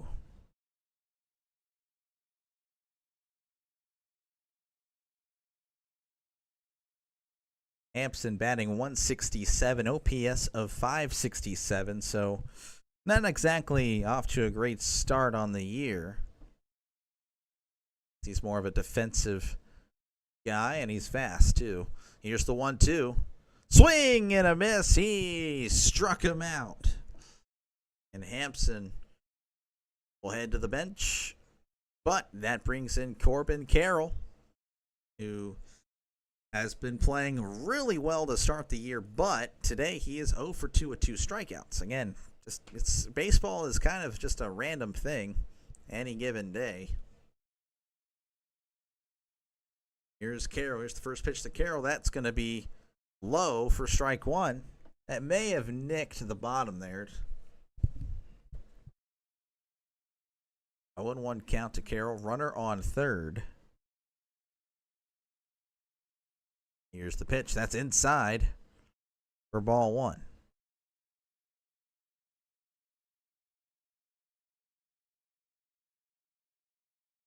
One on one count to Carroll. 2 outs. Runner on third. Diamondbacks trying to get on the scoreboard here. Here's the 1-1. Carroll sends this one. That's going to drop in front of the center fielder, so the runner will score from third. And Carroll gets an RBI single as the D-backs finally get a run on the board here in the top of the fifth. Rays look pretty good so far, but yeah, kind of that leadoff double may have messed with them a little bit because that pitch was, again, right down the middle for, I believe that was Moreno. And Moreno is able to come across and score on the Carroll single. And that's going to bring up Perdomo. He's batting .308, 894 OPS. He's 0 for 2 with a strikeout in this one. Carroll on first. He's inching over. He's inching. Now he's inching back to the bag. Now he's inching over. There's the pitch. Strike one called on the outside corner. Carroll with 4 stolen bases. You have to imagine that number will definitely tick up much more as the season progresses. And we got a pickoff attempt, but he's back safe and sound. And thought I heard some boos there, so I don't know if the Cubs fans were aware that you don't have to boo your own pickoff attempts. What in the world? Booing your own pickoff attempts. Hey, well, maybe people just hate pickoffs. Here's the 0-1. That's going to be in there for a called strike. Strike 2. Booing your own pickoff attempts. Maybe these people just do not like pickoff attempts. That is possible. As Perdomo asks for time. Carroll on first did knock in Moreno. That came around to score from third. I wouldn't say around to score. He went to score. I mean, around nothing. He went straight. That pitch is outside for ball 2. You're seeing that I do announce games. I have somewhat of a voice for it. I'm still learning how to call games. So we're learning together. Much better at football, I'll say. And he steps off. Carroll on first. 2 out. Here's the pitch. Perdomo lines it down the left field line. And Carroll's heading to third. And he's going to be held up at third. Honestly, he may have been able to score there as Perdomo cruises into second for a 2-out double. And 2 runners in scoring position. So the D-backs, who had looked, pretty lethargic at the plate for the first 4 innings, look alive and well here in the top of the 5th. Maybe this continues, maybe it doesn't, but you got to feel like you got to take advantage of this. Because, again, they've been held in check for the most part. So Ray finding himself some trouble here, and we are seeing a trip to the mound. We have a mound visit here. Infield comes in. I'll take this moment to go ahead and promote the channel. I know, blah, blah, blah, blah, blah. But if you like what you see, feel free to subscribe. They do have a guy warming up the bullpen, by the way. I call random games whenever I can. Obviously, I work. But whenever I'm not working, I will be sure to call a game. As we do have a pitching change. Ray is out. He is out of here in the top of the 5th. So he's going to be credited with 4 2/3. 1 run allowed, though he is responsible for the runners on second and third. But yeah, you can recommend games too. I normally cover Pirates games. Today I'm covering this game because I will be busy in the evening, unfortunately. Well, not really unfortunately. It's going to be family time, but you guys can recommend a game whenever, pretty much anytime, and I'll let you know, hey, I'm working, or hey, no, that's great, I'll be able to do it. Subscribe though, that helps. It's free, won't cost you a dime. I did the research on it, and there will be no payment whatsoever. And normally I'd be able to give you other MLB scores, but obviously, and this is the only one going on right now, so I can't help you out there. And also, I'm seeing some pretty decent numbers. Again, I don't want to be that guy who points out his numbers, but this is more than I'm used to when it comes to baseball, so I do appreciate it. I am kind of taking advantage as well. Jaguar wasn't able to call this game because I assure you, you guys would probably all be with him because he's much more established, and He's a lot more. He's really great. I watch him myself. So like if I'm tired and I'm not calling a game, I'll put him on. But anywho, I appreciate everyone for watching. Again, comment down below, just anything really. I mean, talk about whatever. Talk about sports. You can just be a Cubs fan. You can be a D-backs fan. You can be a sports bettor. You can admire greatness. That's fine. Just leave it down there. That's fine. And I respond. I'll read it. That's another thing. I'm not like a 1,000,000 subscriber guy or even 1,000 subscriber guy or even 100 subscribers. I don't even have 100. Just I will read it because again, there's not many people that will the chat won't be moving like that, so I'll be able to read your comment. That's one advantage. Here's the first pitch from Thielbar. That almost hits him. Pavin Smith here. He is 1 for 2, batting over 400. I mean, that's crazy. Here's the pitch, and that's going to be outside and low for ball 2. Thielbar tasked to try to get this guy out. Lefty on lefty here. Here's the pitch. Curveball high. Oh, I thought that dropped and nicked a little bit of part of the zone, but not quite. So the count moves to 3-0. Ray is responsible for the runners on second and third. Here's the pitch. Oh, that's low for ball 4. He walked him. And that's going to leave the bases loaded for Josh Naylor. He is batting .329, OPS of .980. So we have a big matchup here. Or, just a big situation here. Naylor looking to add on as the D-backs do have a run in this inning. Naylor falling down as he swung, but that one's going to be fouled off. I think he's pretty happy that one wasn't in fair play. Took a big swing at that one. Jeez, bases are loaded. Here's the 0-1. Chops this one. Foul. That one was high. Very high. Naylor's really upset with himself. Just, that smile where you shouldn't have swung. Yeah, that's what he just did right now. Batting .329 this year, so he is a good hitter. As we have the Cubs crowd trying to motivate Thielbar here. So they're standing up and clapping. The Cubs faithful cheering. 0-2, 2 out, bases loaded. This is huge. This is a huge moment. I bet it's going to be a ball. It's just usually how it goes. Here's the 0-2. Oh, Naylor swung at a pitch outside the zone. So he fouls it off. Usually it's always like a ball in the dirt or something. And the crowd's like, oh. Anyway, 0-2 count to Naylor. Bases loaded. And Naylor's going to call for time. And he gets booed immediately. They do not like that. They're trying to see what happens here. Cubs 2, Diamondbacks 1 in the top of the 5th. D-backs have scored 1, and the bases are loaded. Lefty on lefty. Here's the pitch. Naylor grounds it to second. Throws on to first, and he gets out of the jam. As we head to the bottom of the 5th, the D-backs were threatening, but only push across 1. Your score, Cubs 2, D-backs 1.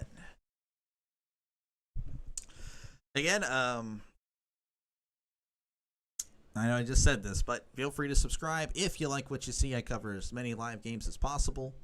Also, leave a comment down below. Chat about whatever. Sports is preferred because we are all sports fans in one way or another. Or you're just a gambler, I guess, and that's fine too. Just know if you are a gambler and you announce your bet in the chat, you're going to lose because every single time a person has done that, they do not hit on their bet. And they let me know about it. They let me know about it. So feel free to comment down below about whatever it is. It won't bother me at all. I will read it because There's only so much you can do whenever the pitch is thrown. There's like a gap of about 10 to 15 seconds where I could, I'm just kind of making up stuff as I go. I can read your comment during that 10 to 15 seconds. Or, in between innings, just keeps it more engaged, makes my energy high, and makes it just a better all-around experience for everyone here, I'd say. But if you don't want to, if you're just a silent observer, that's fine. I definitely understand. I've been there, done that. I totally get it. But again, your score 2-1 as we head to the bottom of the fifth. These two teams, solid starts to the year. Diamondbacks at a 12-2 record, 12-7, not second, 12-7 record. The Cubs at 12-9. As I show you the standings, I can show you the Cubs 12-9. Look, they're leading their division. That's how the NL East looks. Entirely. I just realized I'm trying to look back at my I'll be looking at this. There's the NL West. The D-backs, despite being 12-7, are fourth. That's just crazy. Of course, the poor Rockies. AL East, they're just a lot of divisions are compressed, so not much separating them. As we are back here in Chicago in the bottom of the fifth, Corbin Burns pitching here to Kelly, who had the home run. That curveball is in there for strike one. Kelly 1 for 1 and a home run. He's batting .429, OPS of 1,000, has 5 home runs on the year. That pitch is down and low for ball one. You know what? I just realized I could put like a poll up. That'd be cool. Who do you think would win this game? Very simple poll. That'd be cool. Here's the 1-1. Big swing and a miss. Strike two. I just literally don't know how to do that. I'm not even going to lie to you right now. I've never done that. So, I don't know. My bad. I'm a bot when it comes to this YouTube stuff. Just started this past year, like December-ish. They're showing a compilation here of home runs. Oh, wait, no. They're just showing that one home run. My bad. Here's the pitch. 1-2. That's going to be low for ball two. But yeah, I don't know much about this YouTubing thing. Just started calling games. Would say I'm a failure at the video game aspect of it. It is what it is. We'll move on. Change the content to this. Here's the 2-2. Jammed him, but that's going to be fouled off. So the count remains at 2-2. To be honest, sports is more my thing anyway. Specifically football, but I don't mind broadcasting baseball or basketball games either. Here is the pitch. Flies out to right field. That was just right at him. Hard hit, but didn't have to move at all. So that is out number one. And that's going to bring up Brujan, who doesn't have a hit this season. I believe this is his first game of the year. So could have his first of the season right here. It's possible. Here's the first pitch. Brujan sends this one to left. Back at the warning track, and it's over his head. He's running to second. Diving, and he's in there. First hit of the season is a double. I called it. I didn't really call it. I just said it could happen. I should have said it would happen. Then it would be way cooler. But it is what it is. So what a nice, landed pretty much in the ivy, or just short of the ivy. Helmet comes off, as is all the helmets come off now whenever you're running. I guess they do not secure them. I don't know. It is what it is. That's going to bring up Ian Happ. Happ is 1 for 2, 239 batting average. We do have a stoppage of play at the moment. I don't know. Nothing's going on right now. We're just staring. All right, here's Burns. Here's the pitch to Happ. That's going to be in there for a called strike.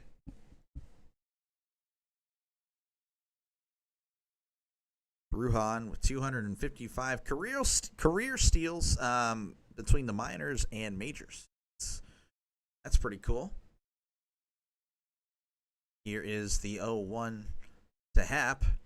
That's going to be low for strike two. And Happ doesn't like the call.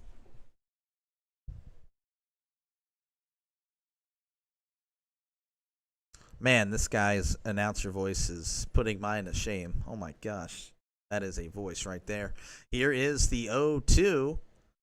And that one is hit to second. He's going to throw to first for out number 2. That is going to move the runner from second to third.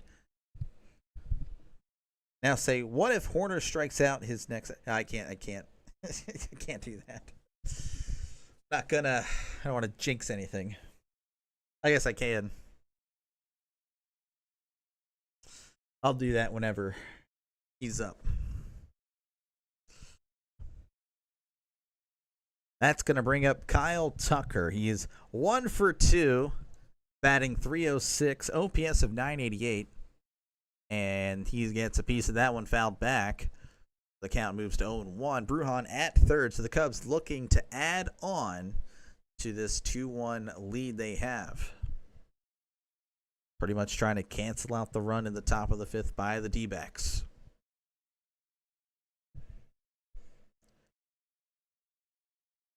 Here is the 0-1. That's going to be outside for ball 1.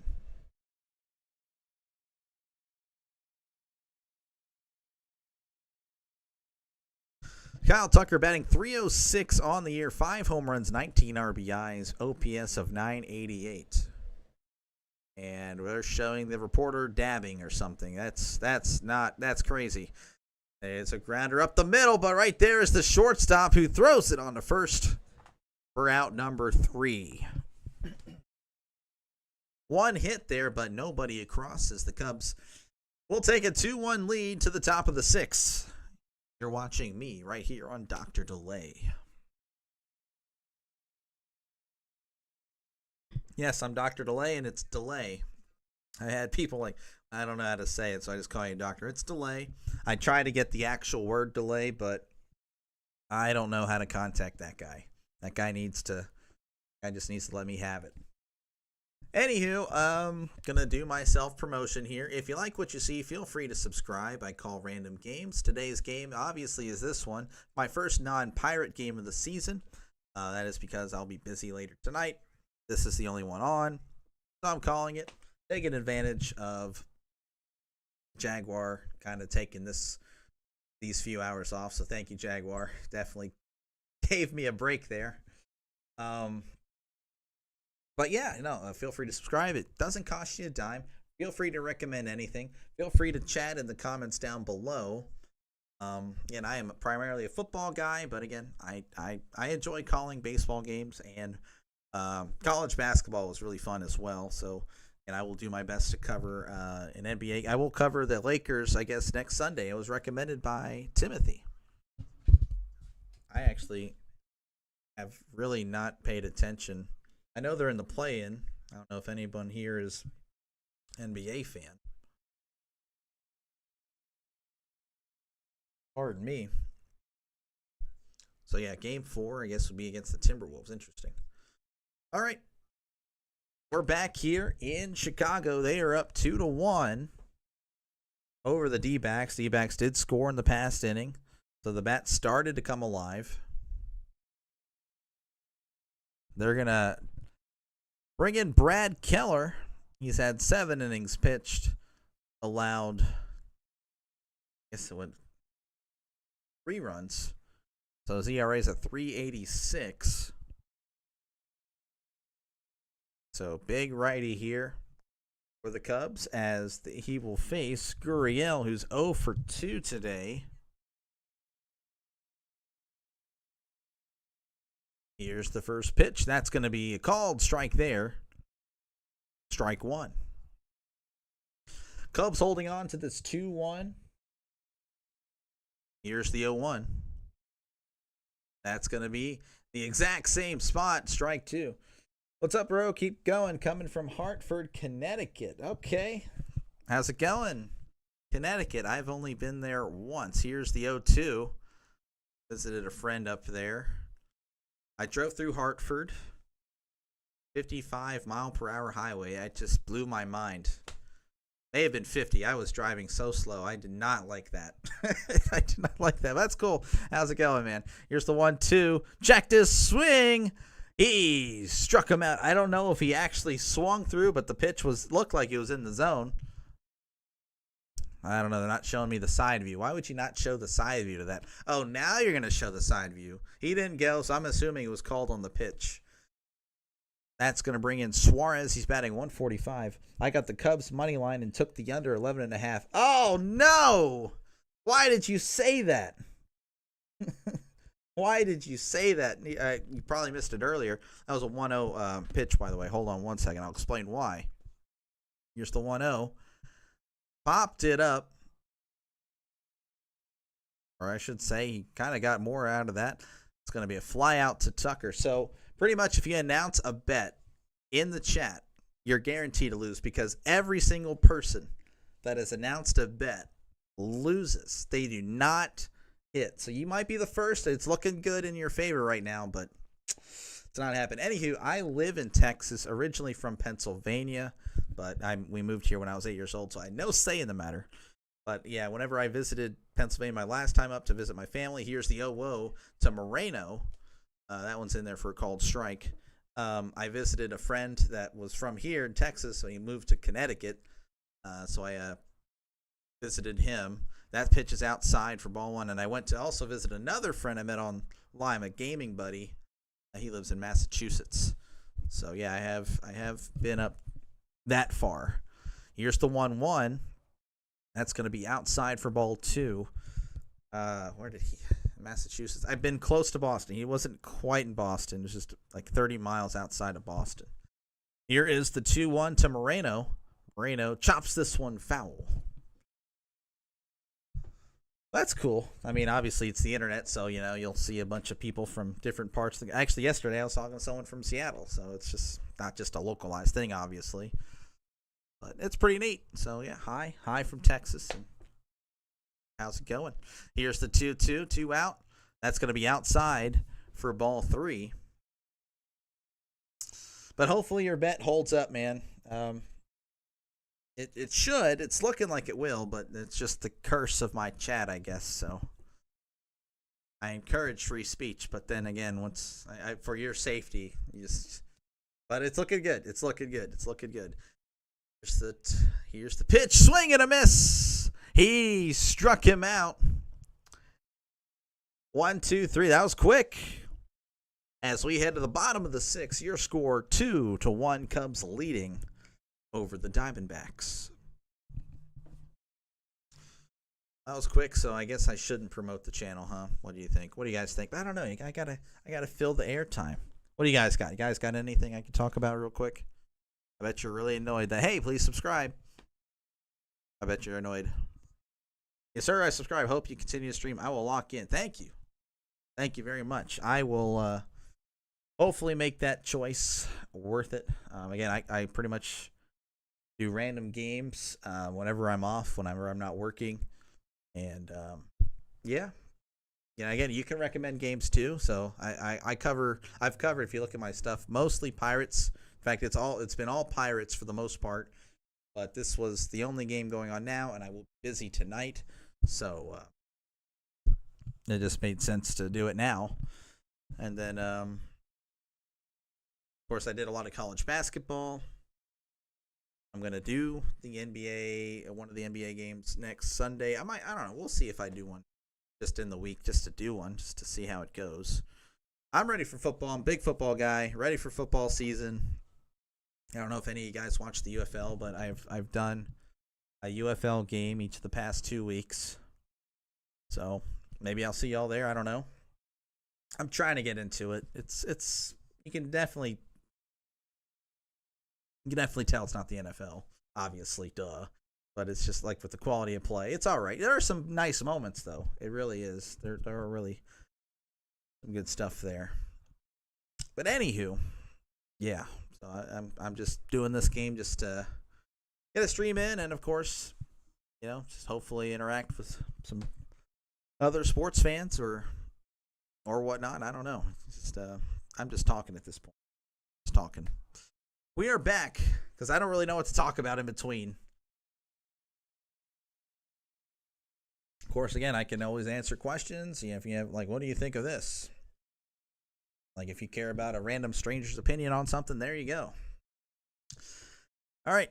In steps in Suzuki. Burns is still out there. That's going to be a curveball in the dirt for ball one.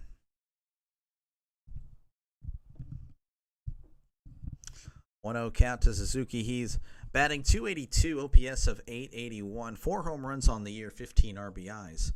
There's the 1-0 chopper to third. Throws on to first for out number 1. Suarez just kind of ripped that one. He didn't even look like he tried. 1 out. I'm going for Pirates and Phillies as well. Hopefully they pull through. Ooh, well, I don't know what to tell you about the Pirates. I'm sorry. Good luck with that. That's all I'll say. And the Phillies, I don't know who they're playing, but that's a solid. They're a solid team. And steps in Bush, and that's a big swing and a miss. Strike 1. I hope this is Burns' last inning. I'm surprised he's still out there, but I mean, I don't know. He's settled down a little bit. Here's the 0-1. That's the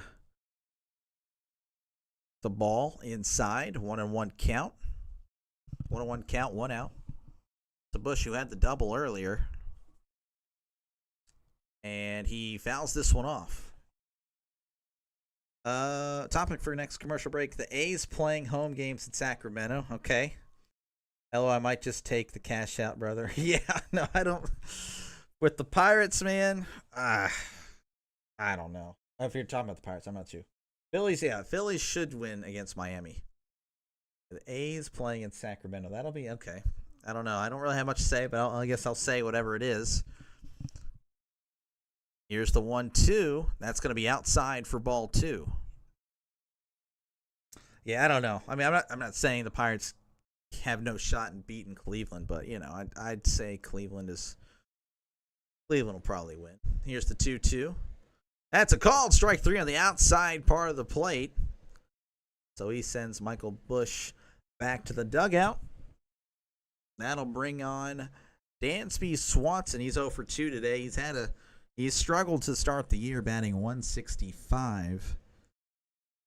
OPS of .558. But as I mentioned earlier, of course, with baseball, it's so random. 3 games usually in a series, 4 sometimes, or 2, but you can always take 1 or 2. You just don't know which game that'll be. Like if you're the Marlins and the Phillies. Marlins will take 1 of the Phillies. Most likely, it's usually how it goes. Which one will it be? You don't know. Here is the 1-0 to Swanson. And that one, the roller here to the pitcher, and he's just going to tag out Swanson. So, quick inning there for the Cubs as we head to the top of the 7th. Your score is still Cubs 2, Diamondbacks 1. All right, as far as the A's in Sacramento, personally, and I feel this about other teams too in other sports, I wish the A's stayed in Oakland. Obviously, the ownership group is bad, and the fans do got to turn out for the team to show support, and of course the city and all the stadium upgrades or whatnot. I don't know. It's going to be different and just weird not seeing them being called the Oakland A's. And then, of course, they're playing in Sacramento. It's like, and then they don't even adopt the name Sacramento. They're just called the Athletics. Just kind of lame. But back to the other sports thing. Like I still think of the San Diego Chargers. Like Los Angeles. Just I don't know. And it's not really a sports town, which is crazy. But I don't care. I mean, usually the other team's fans will fill it up before the home team. And like the St. Louis Rams, like, bro, like, I don't know. It is what it is. Yeah, I wish they stay. I know. Like, it's a shame that they couldn't make a deal happen. And again, we watched a movie, Moneyball. Oakland A's. Now that's done. That is not coming back, or at least not in the immediate future. I mean, I don't really know how often baseball teams have moved. I've seen football teams move more than I feel like I should have in my lifetime, but I guess it happens all the time because the Oakland Raiders were the Los Angeles Raiders, then back to oh yeah, that's another team, Oakland Raiders. What the heck? I mean, that was I don't know, so dumb. That's just where money ruins the game. Money has ruined the game. A lot of things have ruined football. With all the rule changes and whatnot, but money also ruins it too. Not hating on, anybody here that bets, like GBG here. I'm not going to hate on him, but betting is also ruined, or it influences the game a lot to where it's, again, money talks. So, but again, the NFL literally partners with them. So it's just, it is what it is. That ball is outside. I don't know if that was the first pitch or second pitch there. Just cutting back to action. I'm not against betting by any means, but again, it's just, there is an effect of that. You do see it on the field, sadly, or that's just how I feel. That's how I just think of it. 1-1 count here. I'll get back to the game. I'm sorry. 1-1. Here's the pitch. That's going to be outside for ball 2. 2-1 count here to McCarthy. He's 0 for 2 today. Batting average has fallen below 100. Here's the 2-1. That's going to be a high strike there. McCarthy just was like, what the heck was that? Gets the top edge there of the strike zone.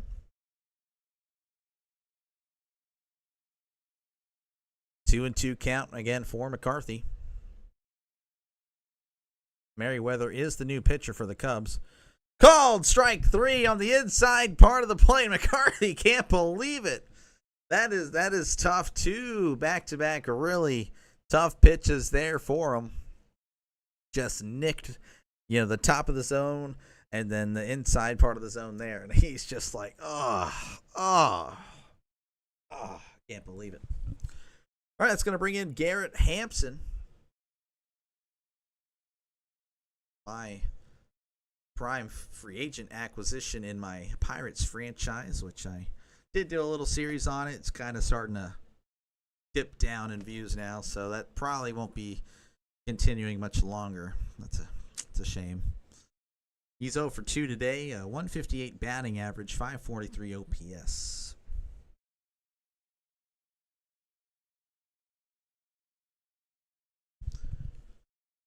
Top of the 7th, 1 out. So Merriweather had to step off the bag. Cubs leading 2-1. Low scoring game for the most part. But there's still plenty of baseball left. Here's the 0-1. Big swing and a miss by Hampson, strike 2.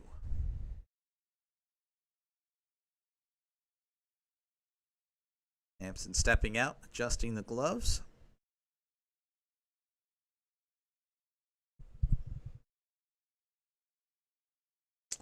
Here's the pitch. Curveball in the dirt, so that's going to move the count to 1-2. Haven't really seen much action. The last inning was just 1, 2, 3 pretty much for both teams. Very quick innings. Quick inning, I should say, as Hampson fouls this one back. So the count will remain at 1-2.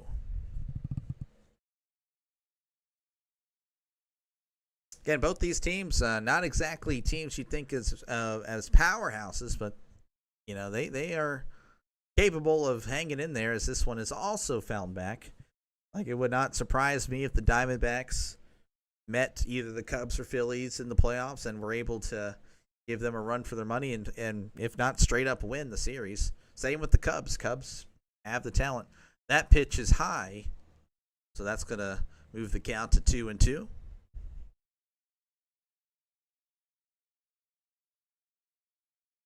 He's moving fast. Here's the 2-2. Curveball in the dirt. Ball 3. So Hampson's been working it from an 0-2 count to a 3-2 count.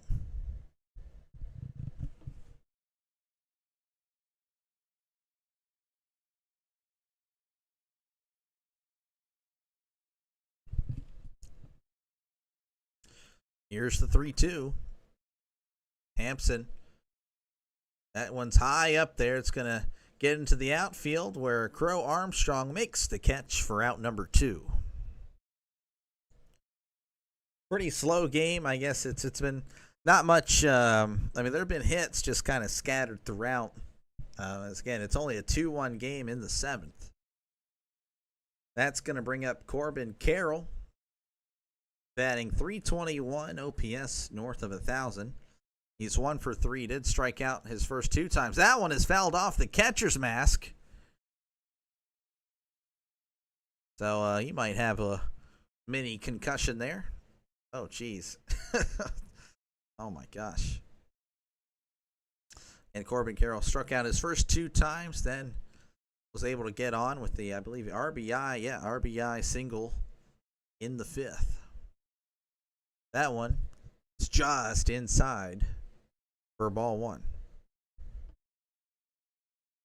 As the Cubs announcers show their bias. Here's the 1-1. Big swing and a miss on a ball outside the zone for strike 2.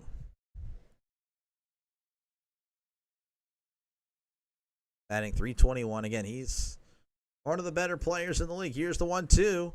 Chopper to the pitcher, and he's not able to do anything with it as Carroll gets an infield single to keep this inning alive. Showing the exit velocity for some reason, despite it going maybe like 10 feet, 61 miles an hour. Yeah, just unfortunate there for the Cubs defense. Just a weak tapper there and was able to get on. That's going to bring up Perdomo. He is batting .318, OPS of .924, 3 home runs, 18 RBIs for him on the year. Runner on first. Merriweather, this is his 18th pitch. No, it's not. Oh, a pickoff attempt, and he throws it away. Carroll's going to move to second. So just like that, there's a runner in scoring position for the D-backs. And again, this is, you really can't do that with this high-powered D-backs offense. I understand they've been, I understand that they've been struggling today, but this team can score runs. And Merriweather's looked pretty good so far in this inning. It was a weak contact hit, so maybe his confidence is shaken here as that pitch is in there for strike 1. So this is interesting. Runner on second. D-backs looking to tie the game. 0-1 count. Carroll on second. Here's the pitch. Hard hit to first. Oh, and he's going to take it to the bag himself for out number 3. So the Cubs are able to avoid potential disaster there as we head to the bottom of the 7th. Your score is still Cubs 2, Diamondbacks. What in the world am I saying? Diamondbacks 1. Who the heck? What am I saying? I'm getting tired, you can tell. Here's the 7th inning stretch. So I'm going to go ahead and do my usual thing. Feel free to subscribe if you like what you see. If you can tolerate bad commentating, thank you so much. And go ahead and subscribe. It is free. I call random games. So, yeah, I'll call as many games as possible, pretty much when I'm not working. And you can recommend games too. Tomorrow, I think I'm free in the afternoon. So if you got a game you want to watch or want me to cover tomorrow, let me know. Subscribe, comment down below this video or whatever video, and I'll see it. I check everything at the end of the day. If I'm on my YouTube studio app. Again, feel free to comment down below. We were talking about just a few seconds ago the Sacramento A's. How that's such a sad situation, especially for the fans of Oakland, but fans of Major League Baseball in general. Whatever. I'm a football guy too, so if you're a football fan, you're excited for the draft, who do you think your team's picking? Let me know down below. I'm a Steelers fan, and I have no idea where we're going. Oh my gosh. I don't know where we're going, like just in general, like with the team. Tired of being in the middle. Just the life of a Steelers fan. As again, we are on commercial break, so you'll have to bear with me as I just ramble. Again, feel free to comment, and I'll answer it. That way, I don't sound like a complete idiot. I'm going to rely on you guys to help me out there. Bottom of the 7th, again, the Cubs up 2-1. Each team with 6 hits. The Cubs with 2 errors, but they have the lead. So they are looking to cruise again. The money line here, 11.5. Looks like GBG is going to possibly hit, barring a crazy inning. That would be something, huh? We are back in the bottom of the 7th. Got a new pitcher. And the new pitcher allows a hit to Nico Horner. Oh, I'm sorry. Sorry, I couldn't. I forgot. My bad. Well, there you go. Gets on. Forgot about the strikeout thing. So Nico gets a single to start the bottom of the 7th. Young Speedy. Looks like the Steelers going to move up to the draft to draft Shador. Well, I don't think we're going to move up, to be honest with you. More on that in a second. Here's the first pitch to Crow Armstrong. That one's in there for strike one. So I am not a Shador fan. Not a fan. If I were to take a quarterback this draft, it would be Cam Ward. But we are obviously not going to be in position to take him. I just, not really a fan of, like, of his play and really just like himself. Yeah, I don't know. I don't really know how much else I can go into it. Just all this stuff. Then, of course, they're retiring his number. That's just, gosh, I think that's more to appease Dion, really. But anyway, here's the 0-2.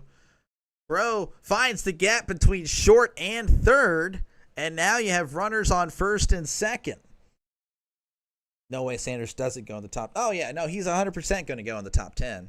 I don't think we trade up for him, and if we did, I'd honestly, oh my gosh, it'd be over for me and the Steelers. I mean, I'm not saying I'd leave the Steelers. I'm a lifelong fan, but just the Steelers, that's not a move you make. Even if he's there at 20, I'd look elsewhere. I don't know. It's hard for me to, like, with all the noise around him, usually those quarterbacks do not fare well. I mean, I just can't think of one. Here is the first pitch there. That one's going to be fouled back. And he's all about himself. Again, another thing, the Colorado helmets literally had his, like, S2S logo. Like, again, it was all for him. I just can't. The Steelers are the Steelers. We are consistent franchise, albeit we're mid now. But I don't know. I don't think he's the answer. Personally, I hope he goes to the Browns. I'd love for that to happen. That'd be fantastic for me as a Steelers fan. 1-1 count here. Runners on first and second. And that one is high for ball 2. The Cubs looking to add to this 2-1 lead here in the bottom of the 7th.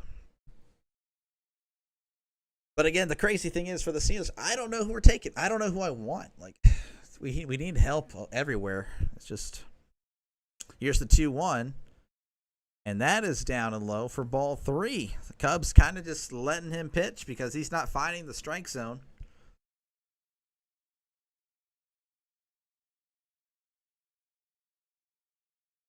Ryan Nelson, one of 5 major league players in history named Ryan. That's interesting. 3-1 to Kelly. That's going to be a called strike. So the count is full at 3-2. And he's going to ask for time. Kelly had the home run earlier in this one.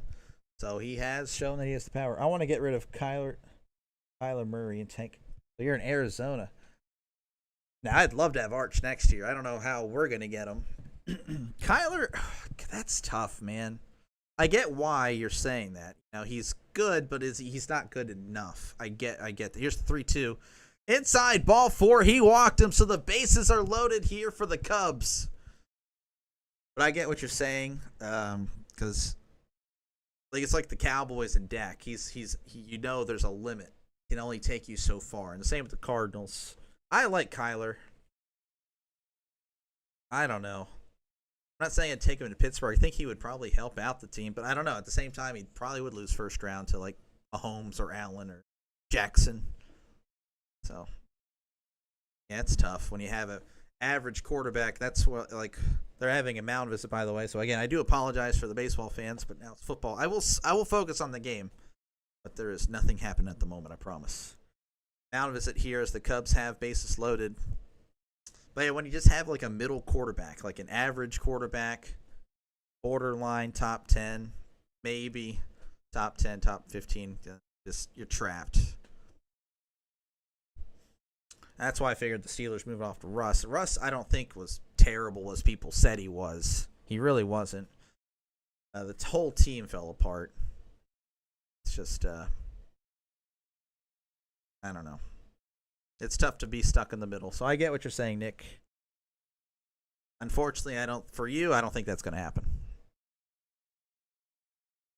So bottom of the seventh here, mound visit is over. Ryan Nelson is coming to the game and allowed 3 straight base runners, as the Cubs are looking to add on to this 2-1 lead in the bottom of the seventh. Nobody out.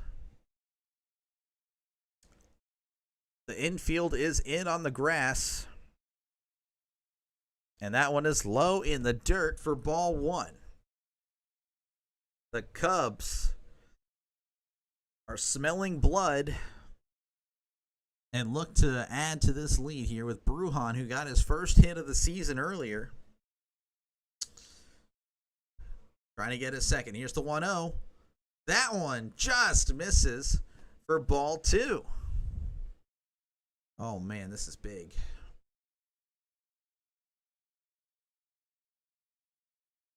2-0 count here to Brujan. Here's the pitch. That one's in there for a called strike. 2-1 count. Ryan Nelson coming in to relieve Corbin Burns and immediately allows 3 base runners. Burns finishing a 6 innings pitch, 2 earned runs, 3 strikeouts, lowering his ERA back to below 5. Here's the 2-1. That one is in there. Called strike. Strike 2. These are pitches that are hugging the outside part of the zone. 2-2 count. Life of an Arizona sports fan stuck in mediocre. Well, I think I'm about to join you as a Pittsburgh fan. So the Pirates are worse than mediocre. I'm sorry. I feel for you. 2-2 count. He's going to step off the bag as the Cubs fans boo the crap out of Nelson right now. Sorry about Super Bowl 43, by the way. I'm just saying. Best moment of my life. Here's the 2-2, and he fouls this one off. Best sports moment of my life for sure. The Super 43 greatest Super Bowl of all time. Steelers Cardinals. Antonio's feet were in bounds, by the way. I don't know if you're one of those fans that are like, no, he only had 1 foot. Nah, both feet were touching. But I feel for you, though. I do. That is tough. 2-2 count. Right down the middle, strike 3. He just pretty much kept his bat on the shoulder for the borderline pitches. So that one wasn't really down the middle. It was closer to the edge of the plate. Does Bulls win tonight or the Heat? Oh, man, Devin. I am such a casual when it comes to NBA. I couldn't tell you, man. But I'm leaning Heat just because they always seem to do well in the playoffs. They always turn up. They always turn up the heat, quote unquote. I know you want to unfollow for that one. That's fine. They are much better in the playoffs. That first pitch is in there for strike 1. It was a great catch. Yeah, no, it was great. I think the throw was better. The throw was great, but the catch, yeah. Oh my gosh, what a throw between those 3 defenders, and what a catch. Here's the 0-1. That one's outside for ball 1. Big moment here. Can Nelson get out of this? It looked disastrous. It looked disastrous just a few moments ago, but you can get the double play here. Ian Happ, 1 for 3, 237 batting average on the year. There's the 1-1. That's outside for ball 2. And the catcher tells him, hey, you're good. You're good. Don't worry about it. Just chill out. You're good. Pitch it in the zone. 2-1 count. Bases loaded here in the bottom of the 7th. Here's the pitch. Happ sends this to right field at the wall, and it's gone! That's a grand slam for the Chicago Cubs as he unloads the bases here in the bottom of the 7th to give the Cubs a 6-1 lead. Oh my goodness, Devin Lane, I am neither. I am a Pirates fan covering a random game right here. That's right, you can just recommend any game, and I will call it because the Pirates play tonight. But yes, what a just clearing the bases right there for now. We did have a money line under 11.5. We're at 7 now. I'm just saying that curse could continue. I'm sorry, GBG, but it's possible.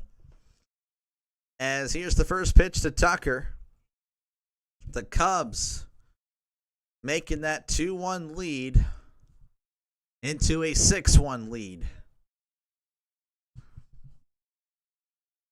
0-1 to Tucker. It's huge here. It's big swing and a miss. Strike 2. So Ian Happ clears again, clearing the bases here in the bottom of the 7th.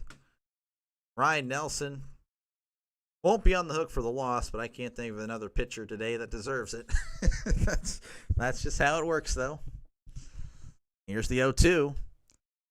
Outside corner. Catcher still looking at it, and that is outside for ball 1. But yeah, I call random games. I normally call Pirates games, but I'll be busy tonight. Whenever I'm off, I call this game, so I picked this one. But you can recommend a game in the future for sure. Tomorrow, I should be free. That one's going to be low in the dirt for ball 2. I should be free in the afternoon or evening hours. If you subscribe, I'll tell you what. This is what I'll do. I'll put up like a poll. If you guys see those things on your YouTube, I don't know. And I'll put up some random games, and you guys can pick. Probably only get 1 or 2 votes. It's whatever. Whoever wins that one, I'll do. That's going to be low in the dirt for ball 2 because I'm just a small-time guy. Part-time YouTuber, part-time radio guy. Full count to Tucker. 1 out. Here's the pitch. Tucker scoops this one. Oh, is it going to get out? No, it hits the ivy. Tucker was just jogging, so he's just going to cruise. No, he's running to third. And he gets in. No throw. Didn't even look like he was running at first. And now it's a triple. So after the home run, he's able to get to third with a stand-up triple. This ball carried. Hits the ivy. Everyone thought it was going to be out of here. He was when he swung, he landed at the knee. Dramatic. Cruising into third base. So the Cubs looking to add on some more. I have Brian Reynolds hitting a home run tonight. Nick, I don't know if you've missed early. You probably are a late joiner, but I'm just saying. If you put a bet in this chat, it's pretty much a guarantee you're not going to win. Now, the one guy earlier had the 11.5 money line. That one is fouled off. So it's a 1-1 count now to Suzuki. So he put the 11, GBG put 11, the money line was 11.5 runs, and he took the under. That was at 2-1. It's now 6-1. I'm telling you, it's a curse. 1-1 count to Suzuki. Suzuki pops this one up out of play, so the count moves to 1-2. Now I think GBG's going to win, but it's cutting it close. It's cutting it close. As the Cubs pitchers have some guys in the bullpen, Wicks and Hodge. Not familiar with those guys. Not familiar with many of these players, as I'm a Pirates fan. Here's the 1-2. Suzuki flies this one to right. That's going to be a foul ball. So good luck, Nick. I don't think you'll. I don't know. The Pirates are slumping, but maybe he has like a 3 home run night. Maybe he just crushes. I'm pulling for you. I'll definitely pull for your bets. I hope you guys win some more money. The 1-2, that's going to be high for ball 2. Marty cursed. The D-backs always come back. Okay. There we go. Well, I'm pulling for that too. That'd be a fun, exciting finish if the D-backs were able to make this interesting. Swing and a miss. Suzuki gets rung up there. Oh, wait, no, that's rung up only if you're looking. He strikes out swinging. My bad. Terrible call there. Bad commentary. My bad. That's on me. That's going to bring up Michael Bush. He's 1 for 3 today with a double, 286 batting average, 930 OPS. He has 4 home runs and 12 RBIs on the year.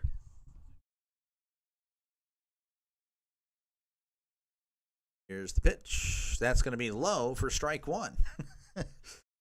Bush couldn't believe that call. He just stared at the umpire for a few seconds. Surprised he wasn't thrown out because umpires tend to do that. Here is the 0-1. That's going to be outside for ball one. May have caught the zone a little bit, but and the umpire hasn't really been given those for the most part.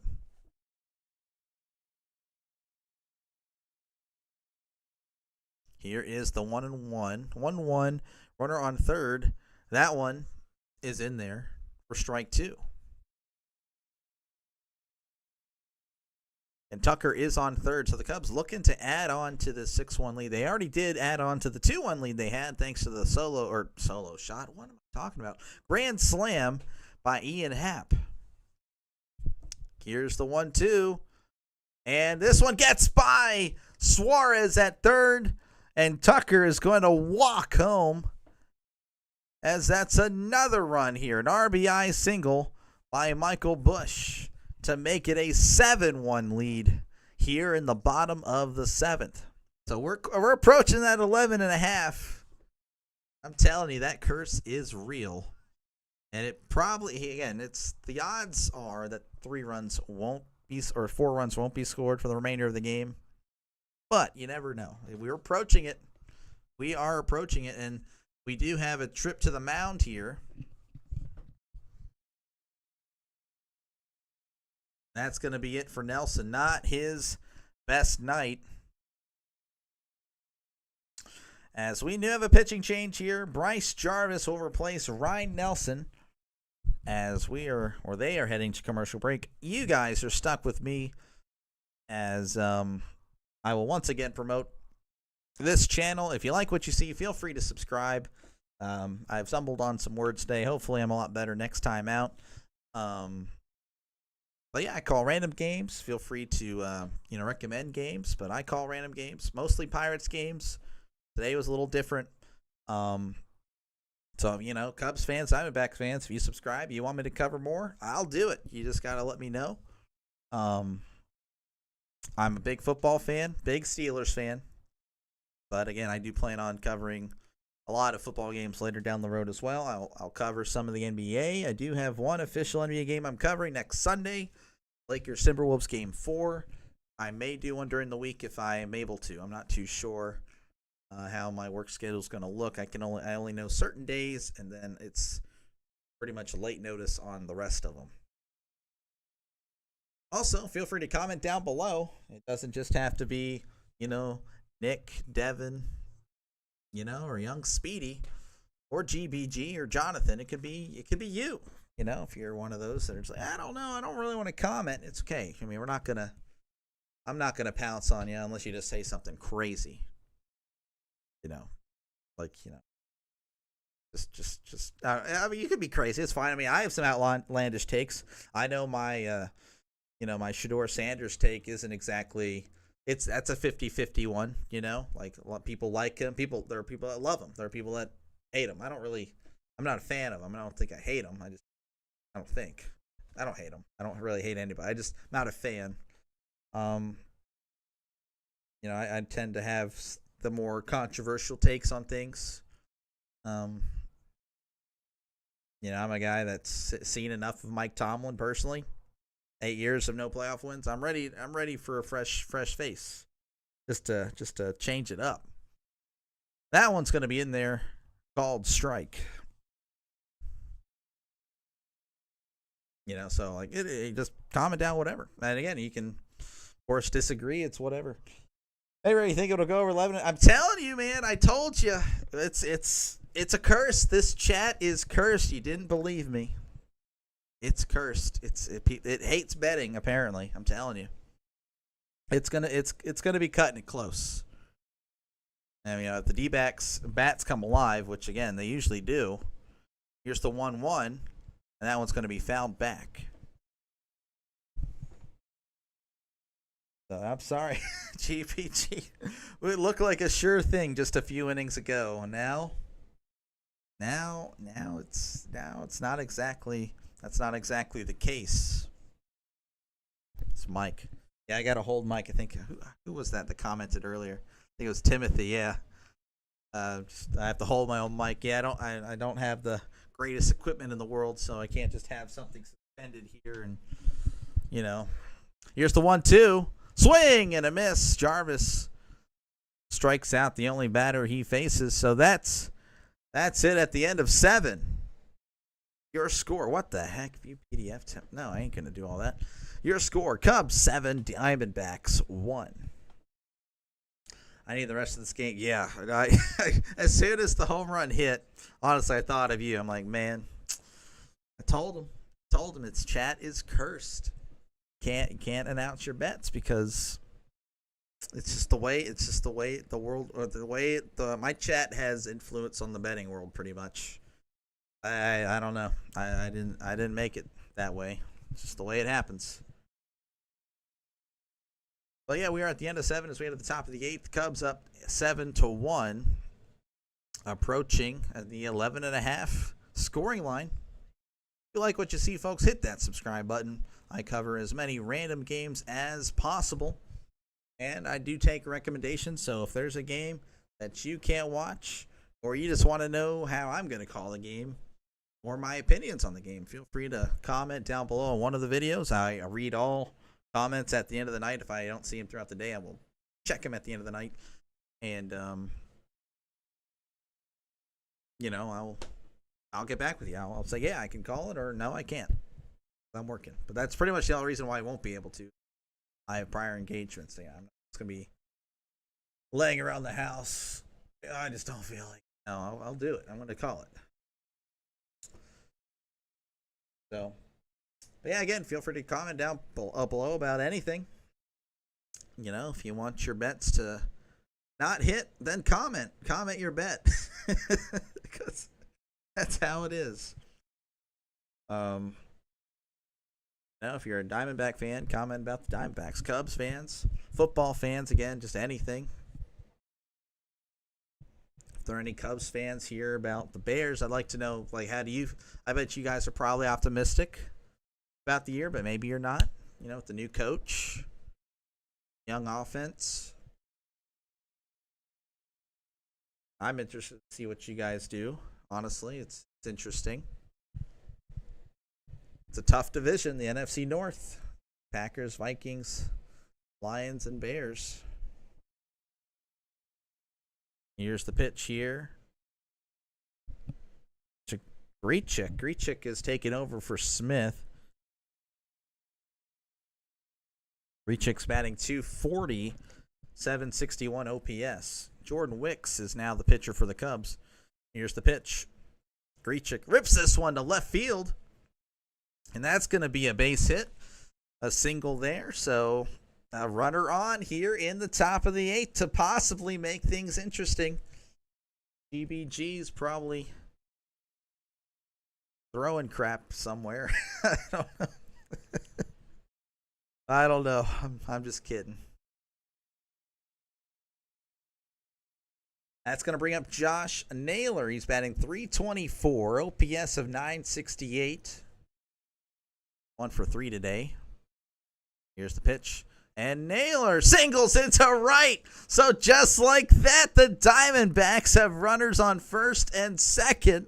I spit everywhere. That's disgusting with nobody out. Oh my gosh, just like that. The Diamondbacks are, oh, I'm sorry, GBG. It's cooked. Gurriel's smiling. He's having a good time. He's feeling good as he approaches the plate. Oh, man. Runners on first and second. Nobody out.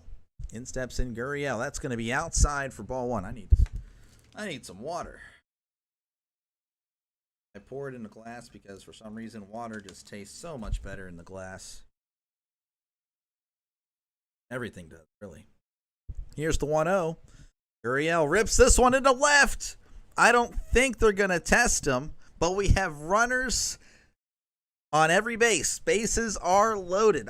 Oh my gosh, this 11.5 money line is something to live for right now.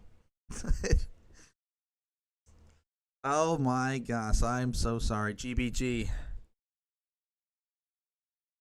And the Cubs look like they're gonna phone the bullpen here. Wicks is struggling right now. 5 pitches, 3 hits. And we have a mound visit taking place right now, so maybe it's to calm Wicks down, probably what he needs. He's like, bro, I just got in the game, and already there's bases loaded. And Wicks is done. I guess I don't really know who the Cubs manager, how he looks. Wicks, not exactly his best stuff. I didn't go over his stats, but I didn't really get to look at it. Wicks he actually doesn't have any ERA this year, so that was his debut for the season, and not the debut he wanted. So I feel bad now. I didn't feel bad I don't know. Hopefully he doesn't get sent down because of that. That kind of sucks. Hello, I'm stressing. Hopefully they get a double. Yeah, they need a double play, man.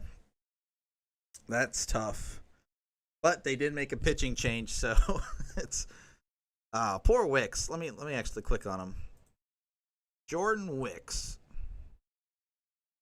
pitched a little bit last year and the year prior. So he's not exactly the greatest pitcher in the world. 4.41 in 2023, 5.48 last year, and for run scores, his ERA is going to be infinite. So, well, I don't know. I feel bad because it's his first stuff. I'm about to stop watching. Come back in 30. All right, well, I may see you in 30 minutes. I'll probably, as soon as this game is over, I'm probably going to end it. I usually don't stay on later, but if this is the last time I get to talk to you for the day, catch you later. Thank you for stopping by. I can't remember if you said you subscribed or not, but if you didn't subscribe, if you don't want to, it's cool. I totally get it. I did. This wasn't my best performance today, but yeah, I'll catch you later, man. You have a good one.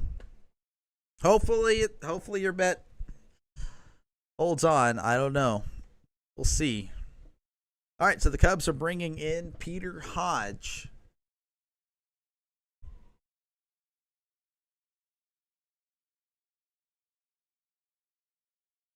So we're now showing a replay of manager. Like, what the heck was he doing? All right, here's the first pitch to Suarez. Almost hit him. That would have just knocked in a run there, but not quite. Money line at 11.5 for GBG. 4 runs will do it. Here's the 1-0. Suarez hits this one foul. Top of the 8th, Cubs leading 7-1. Mostly due to the grand slam by Ian Happ in the bottom of the 7th. Here's the 1-1 to Suarez. And Suarez sends this one deep. Suarez! It's gone! No way! Home run! 7-5. GBG's money line is cooked. It is done. He announced it when it was 2-1. He was looking like it was some easy money. But what did I say? It is cursed. This chat hates bets. It does. Oh my goodness. I can't believe that. That's insane. And the Diamondbacks are now within 2. 7-5. They fight back. They are a high-powered offense. They really are. So even if their pitching isn't performing well, they have the offense that can pick them up. As the 1-0 is fouled off behind him. This is Moreno at the plate. And I'm still in the Cubs. I'm sorry, I just realized that. He's 1 for 3 today. He has struck out. Swing and miss on a ball in the dirt. Strike 2. 1-2 count to Moreno.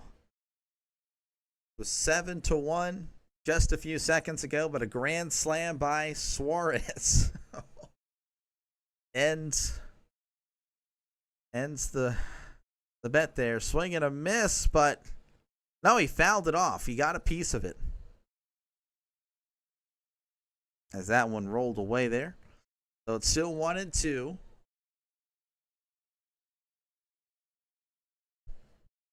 Here's the 1-2 to Moreno. Moreno hits this one. Little flare to Horner, and he makes the catch for out number 1. That's going to bring up McCarthy. He's 0 for 3 today. Oh, so they're showing the Cubs fan with the throw it back. Oh, man. See, I understand that's I don't know. I would keep the ball. I wouldn't care if I'm booed. Here's the first pitch to McCarthy. Had the bunt there, but he pulls back. That one's going to be outside for ball 1. Would you guys throw it back? Just out of curiosity, if anyone's there. 1-0 count. That's going to be called strike. Like if you're surrounded by Cubs fans, you're not a Cubs fan, or if you are a Cubs fan, you catch it and you're like, oh man, it's like once in a lifetime thing. You're going to throw it away? Here's the 1-1. McCarthy fouls this one back. I would keep it. I don't care. You want to fight me over a ball? Okay, well, I'll see you in court. That's what I'm saying. You may hurt me physically, but I'll hurt you financially. Here's the 1-2. That's going to be outside for ball 2. And I get to keep the ball, or try to. So not only can you sue for the physical, but if they take away the ball, then, you know, it's priceless to you. So I know it's kind of weak and cowardice, but it is what it is. Here's the 2-2. That's going to be outside for ball 3. Full count to McCarthy. Again, the D-backs were just down 7-1 a few minutes ago, but a grand slam by Suarez makes it a 2-run game, and he walks McCarthy on a pitch just outside. Looking to get the backdoor breaking ball there, but not able to make it happen. So runner on first, 1 out. And Thomas is going to pinch hit for Hampson. And I think we're going to have another pitching change. Wow, so just like that, multiple Cubs pitchers here in the top of the 8th. Or wait, no, we're just having a meeting here. Okay, I thought it was the same guy that relieved. I guess he's a little younger. My bad, no pitching change. It is just a mound visit. Hodge is staying in the game. There is 1 man on, 1 out. D-backs have already scored 4 in this inning. And they do have a base runner there, so of course they have a chance to add on in this inning and try to tie it up or just narrow it even further. You're watching Dr. Delay on YouTube. Feel free to subscribe if this is your cup of tea, calling random games. That's what I do. And you can recommend games as well. Hodge is set. Runner on first. Here's the pitch. And this one drops into left. So we have runners on first and second for the D-backs as Thomas gets a single as he, again, pinch hitting for Hampson. That's going to bring up Corbin Carroll, who is 2 for 4 today, has an RBI. He has struck out twice, but that was his first 2 plate appearances.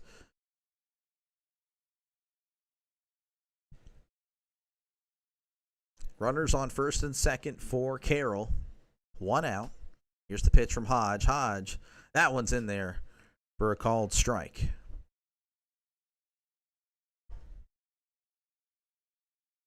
A 0-1 count to Carroll, 1 out. Runners on first and second. Here's the pitch. That one's in the dirt, and it gets away from the catcher. So the runners are going to move up to second and third. Man, this is getting close. This is what you want if you're a baseball fan. Maybe not if you're a Cubs fan. But if you like exciting finishes, well, we might have one in store for you right now. As again, the D-backs have scored 4 in this inning, and now both runners are in scoring position with one man out here. 1-1 count, 1 out to Carroll. Here's the pitch. Breaking ball just catches the outside part of the plate, strike 2. 1-2 count to Carroll.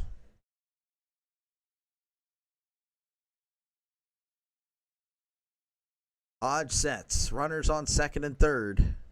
Here's the pitch. Swing and a miss on a ball way up in the zone. Or outside the zone. For out number 2. So that's going to bring up Perdomo, who's 1 for 4 today. He's batting .313, OPS of .912. Carroll chased out of the zone. He just wanted a hit. Here's the first pitch. Big swing and a miss. Strike 1. It's really weird hearing the MLB The Show announcers right now, but that's what I'm listening to. And Perdomo's going to call for time. That's followed by the Cubs fans not enjoying that. They like action, apparently. They don't want you to take your time. They want you to be in that batter's box. They want you to be ready for Hodge as he sets. Runners on second and third. 2 outs. Here's the 0-1. That's going to be outside for ball 1. Cubs fans not liking the call, even though that was outside. It sounds like I'm ripping the Cubs fans. That's kind of what I'm doing, but it's not really on purpose. I'm just calling it as it is. Here's the 1-1. That's going to be high for ball 2. And Hodge wants a new ball. He's blaming the ball. And probably is. Probably is the ball. Hands probably sweaty. Knees weak.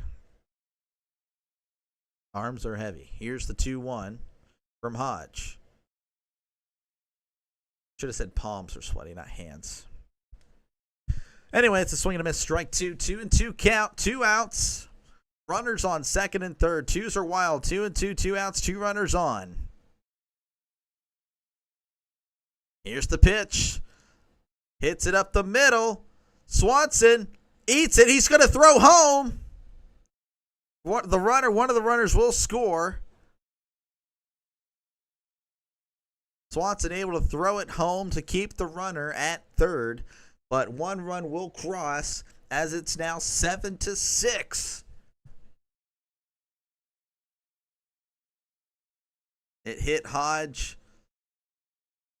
Honestly, if it doesn't hit Hodge, it either, I don't know, it may have gotten into the outfield and 2 runners would have scored. So good stuff by Hodge for trying to reach out and slow it down. Because that is what happened. So Hodge does technically save a run off that hit, despite, obviously pitching the ball. All right, that's going to bring up Grichuk. He's 1 for 1 today. He's pitch hitting for Pavin Smith.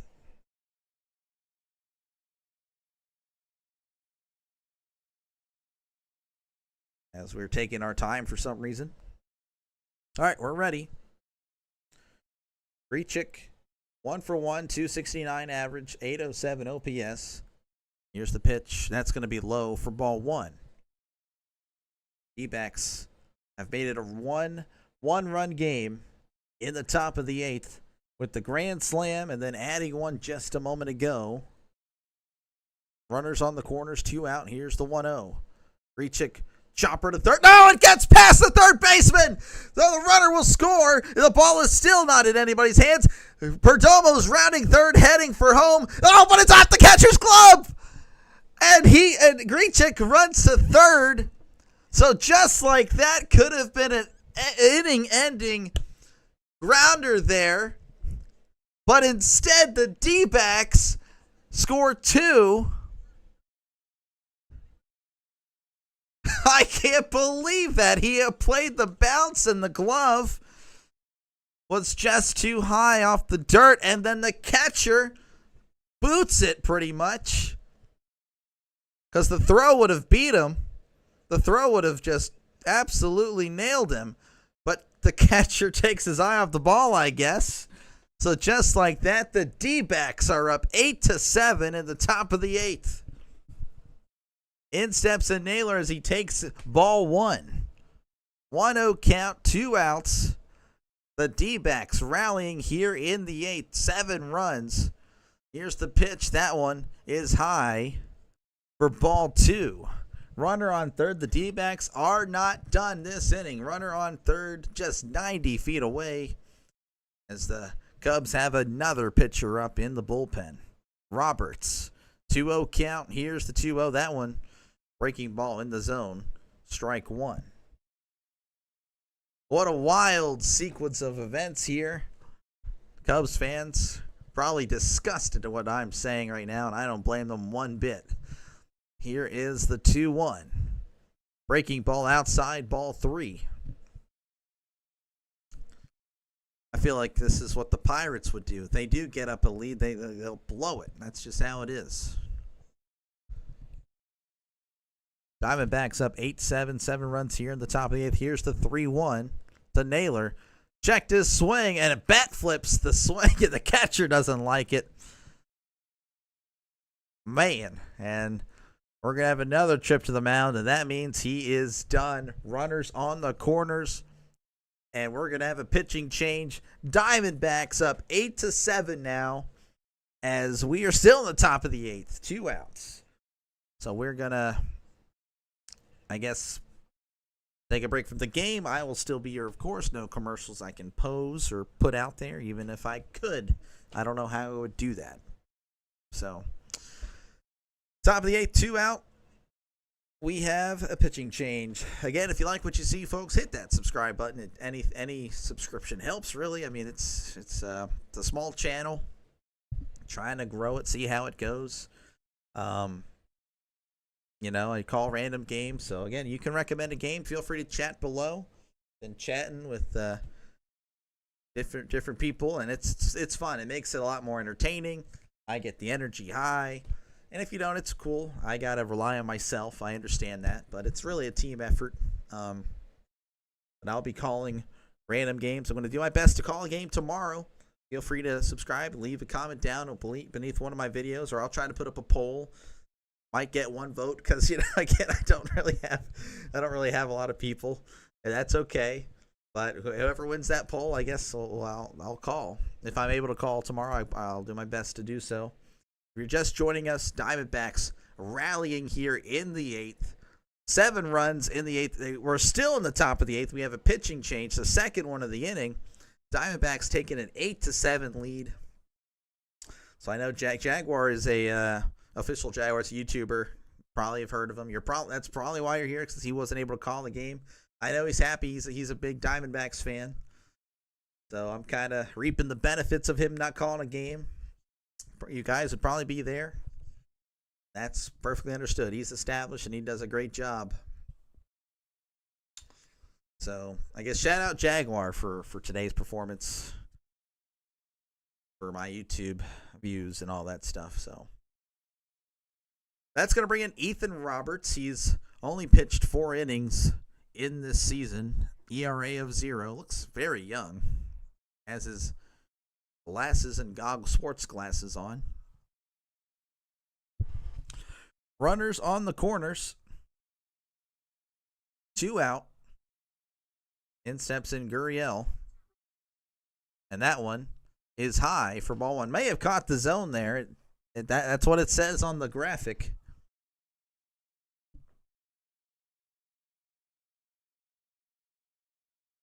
One-0 count. 2 out. Runners on the corners. D-backs looking to add on even more. Here's the 1-0. That one is a called strike on the inside part of the plate. 1-1 count. The Gurriel, he's 1 for 4 today. Batting .151, .480 OPS. Roberts with a pickoff attempt, but Naylor is back to the bag. How big is Roberts? Roberts looks pretty small. See something here.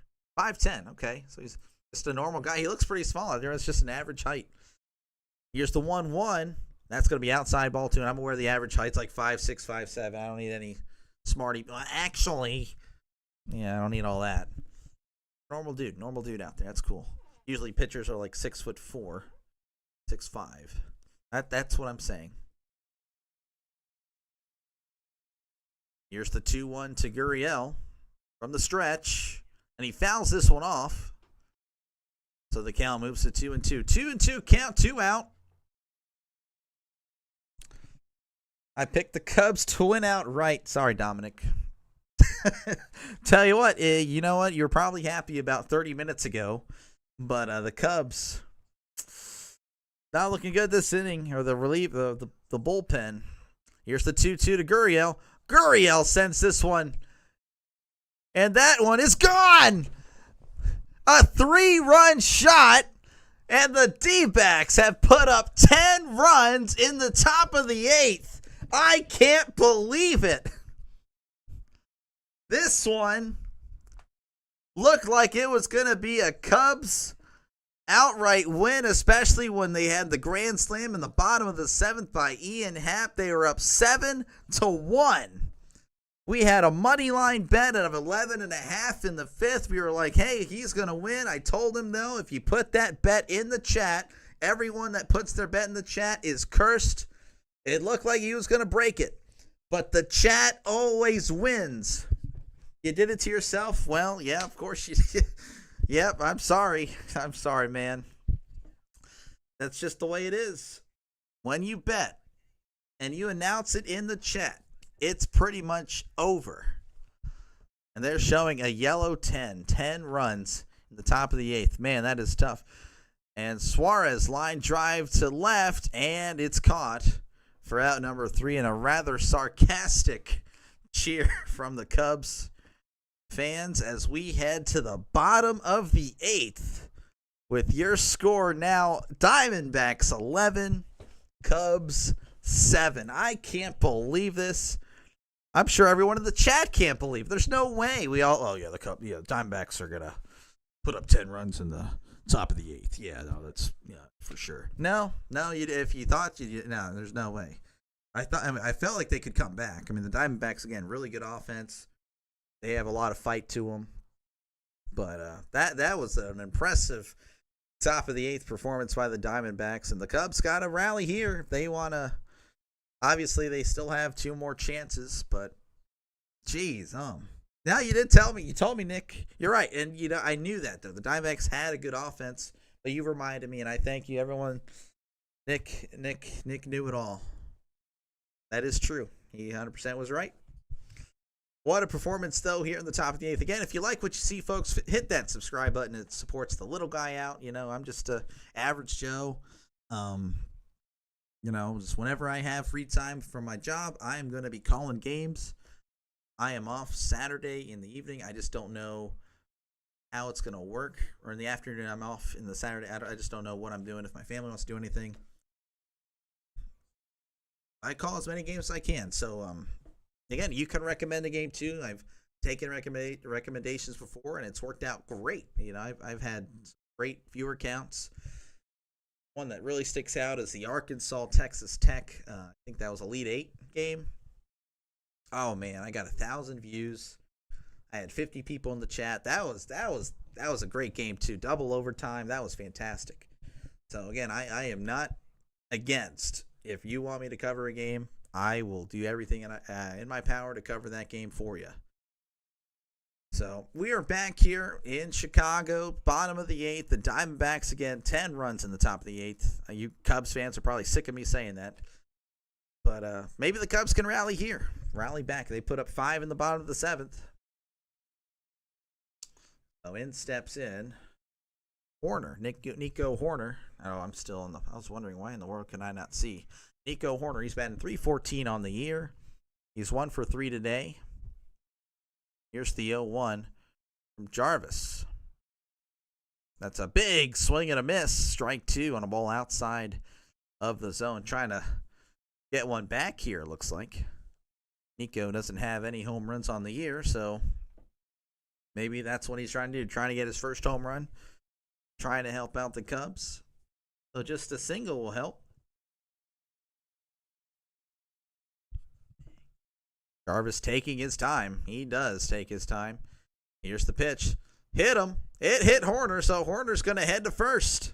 So we have some possible life here. I told you 30 minutes. They always come back. No, you did. You did. I just did not think 10 minutes. I did not think 10 runs. That was... That's what I meant. Like, there's no way anyone thought 10 runs would happen. But no, you did say they would come back. You did.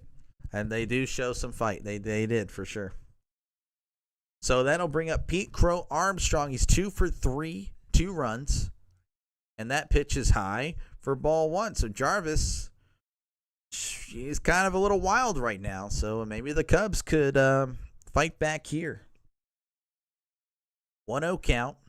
Nobody out. Horner on first. And showing bunt, pulls back in time for ball 2 as that one's just outside.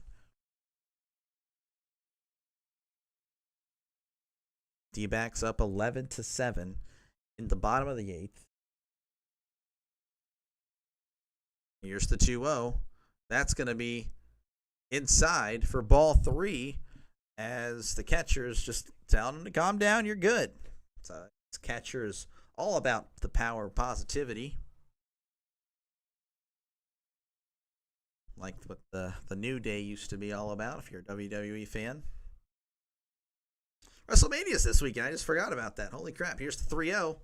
That's going to be high for ball 4. So back-to-back free passes. One of them was a hit by pitch. The other one was a 4-pitch walk. And no, I'm not a diehard WWE fan. I just kind of keep up a little bit. So runners on first and second. And that's going to bring up Carson Kelly, who had the home run earlier. And he's on fire to start the year. Again, .414 batting average, OPS of 1615. That is insane. Here's the first pitch from Jarvis, and that is outside ball 1. So the Cubs fans are liking it. Jarvis is trying to stay composed. Kelly, 1 for 2 with a walk. He scored 2 runs in this one. He had a 2-run home run in the second inning. Here's the pitch. Kelly sends this one to left center field, and it is gone. This game, it went from one of the most boring things I've seen to an offensive powerhouse showcase here, as that is a 3-run blast in the bottom of the 8th, and it is now 11-10. Kelly with his second home run of the game. It is now a 1-score game. Wow, what a game. This is crazy. So this is getting insane. What a game to cover. Oh my goodness. And we have a pinch hitter here, Workman, who was taken over for Bruhan, who made another error. Or it wasn't an error, I guess. It was just a straight-up double. Went underneath his glove as he's trying to one-hop it, which led to the D-backs taking the lead. He's going to give way for Justin Turner. Pinch hitting here. That one is on the outside corner for strike 1, and Turner.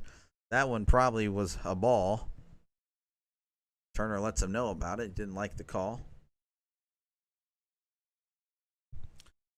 Here's the 0-1 to Turner. Same spot. Strike 2. Oh, man. Jeez. That one. Just getting a piece of that one. Piece of the plate, I should say. Here's the 0-2. Big swing and a miss. So Turner down on strikes for out number 1.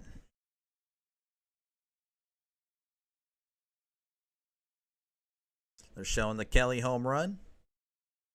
What an exciting game. I mean, if you went to go to the game in person, that's a great game to watch. We love offense.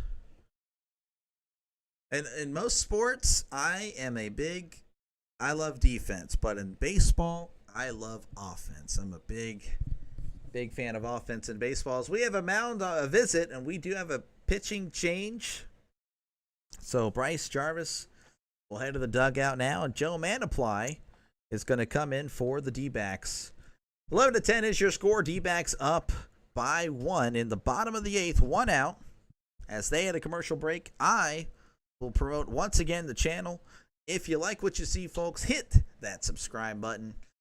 It is free. It doesn't cost you any money. I call as many games as I possibly can. I know if you've been listening the whole time, you're probably sick of that, and I don't blame you. But I got to do what I got to do. You know? If you like what you see, hit that subscribe. Again, I call what I call games. You can recommend a game. Recommend a game tomorrow night if I'm free. I'll put up a poll if I doubt it'll get many votes. I really hope I remember to put up that poll. I'm kind of remember. But yeah, I call football. I'm going to call a lot of football when football season starts. I call one UFL game a week. So I will be doing that. Probably Sunday night. Maybe Saturday night. We'll see. Maybe I call a UFL game tomorrow night. I don't know. But yeah, I call games. So if this is your cup of tea, if you just want to chat about sports in the comments, feel free to talk about whatever you want in the comments. Sports. Talk about your bet. If you want to lose a bet, there you go. Mention it down below. And I promise that you will lose. I promise you will lose. I can't tell you. Again, Dominic picked the Cubs to win outright. So if you think the Cubs are going to come back, it's not looking good. They are making a slight comeback, but I think the comeback is going to end because we had someone pick the Cubs to win outright. Money line was 11.5. We're at 21. It got demolished. Who knows, though? Maybe Dominic's bet is the one to break it. Here's the first pitch here to Happ. That one's fouled back. Again, Happ had the grand slam. I believe that was just last inning, right? In the bottom of the 7th. Felt like an hour ago, though, honestly. Here's the 0-1 to Happ. That one's low in the dirt. For ball 1.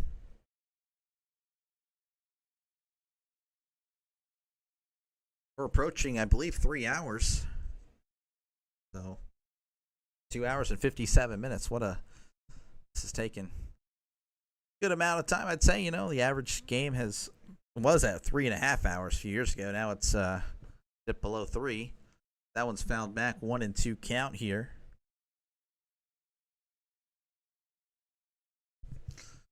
1-2 count to Happ. Happ is batting .245, 678 OPS. Again, he's 2 for 4 with the home run. Grand slam. In fact, here's the 1-2. Happ rips this one into the gap between left and center. And he's actually going to hold up after a nice play in left field to get there quickly. So he's just going to get a single. How many home runs have happened today? I mean, 2, 3, the Cubs. 4, 5. 5 home runs today? Yeah, 5 home runs today. Here's Tucker. Tucker swinging a drive to right field. And it's gone! Oh my gosh, the Cubs are on top again! No way! A 2-run blast, and the Cubs have taken the lead in the bottom of the 8th. What in the world is going on? I mean, this is crazy stuff. Now Dominic has a chance to break the streak as the Cubs take the lead. This was literally a 2-1 game heading into the bottom of the 7th, and it's in the bottom of the 8th, and it's 12-11. Oh my goodness, here's the first pitch to Suzuki. That one is in there for a called strike. This is crazy. What a game. This might be the greatest game for the season, honestly. Here's the 0-1. That one's outside for ball one. What a game. Damian Ortiz, WWWW. Yes, maybe. I don't know if that was supposed to be wow, but it's all W's on the screen. Cubs fans are loud and proud. Here's the 1-1. Suzuki fouls this one off. 1-2 count. Again, nothing. You cannot if you can't say this is a lock for the Cubs, because we have seen a total of 20 runs scored in the past 1.5 innings, and this inning isn't over. This is insane. I have not seen this. This is a game. This is quite the game. 1-2 count from Mantiply to Suzuki. That's low in the dirt. What a I know. This is crazy. You could say that on both ends with the Cubs again. They were up 2-1, made it 7-1 in the bottom of the 7th. Then the Diamondbacks scored 10 in the top of the 8th to make it 11-7. Now the Cubs scoring 5 here. Now it's 12-11. Suzuki fights this one off to stay alive. 2-2 count to Suzuki. So great comebacks on both sides of the plate. Right now, though, the Cubs are leading. And pretty much just canceled it out. It was 2-1. Now it's 12-11. Still a 1-run game. That one's inside for ball 3. What a game.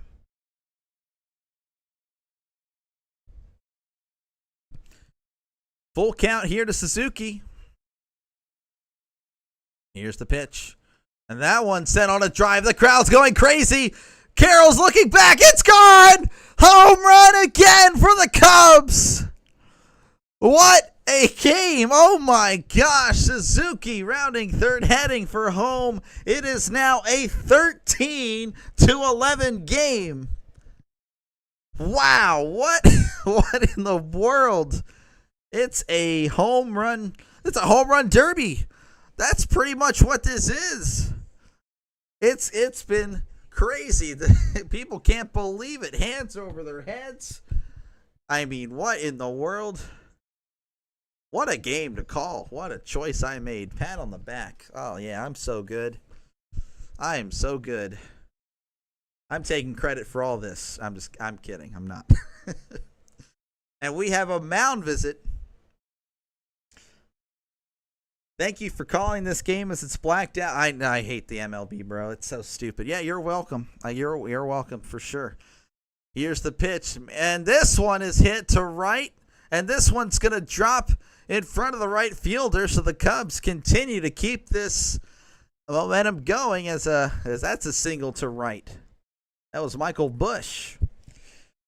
Yeah, that MLB blackout rule sucks. It's the stupidest thing in the world. I hate it.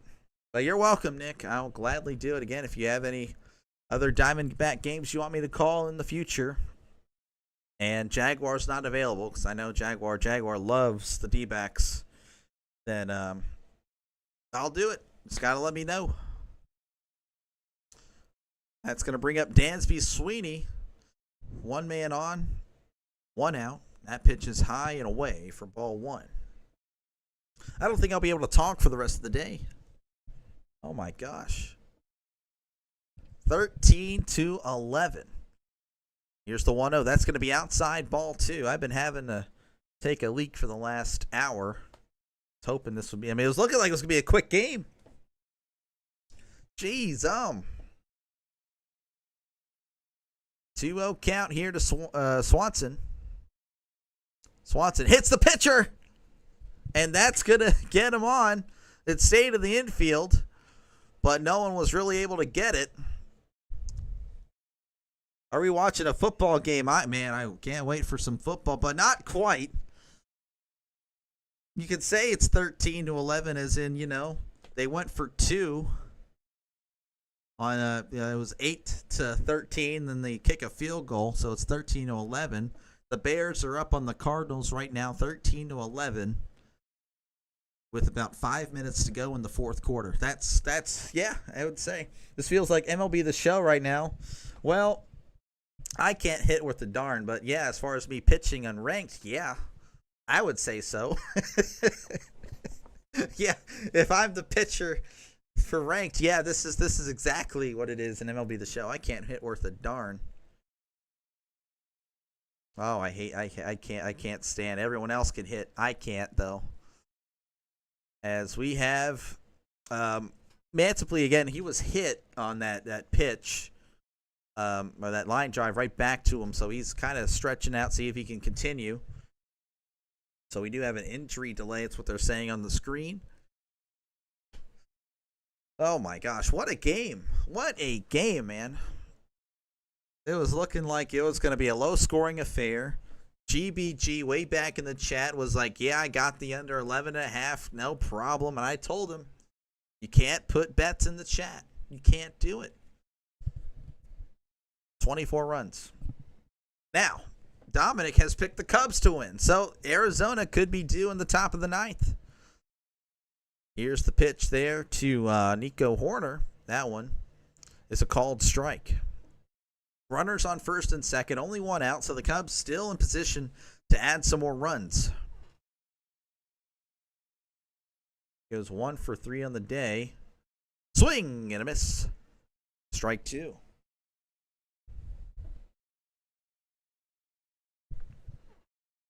John Shabby, again, the MLB The Show announcer is literally in my ear right now. So, yeah, it really does feel like MLB The Show for me.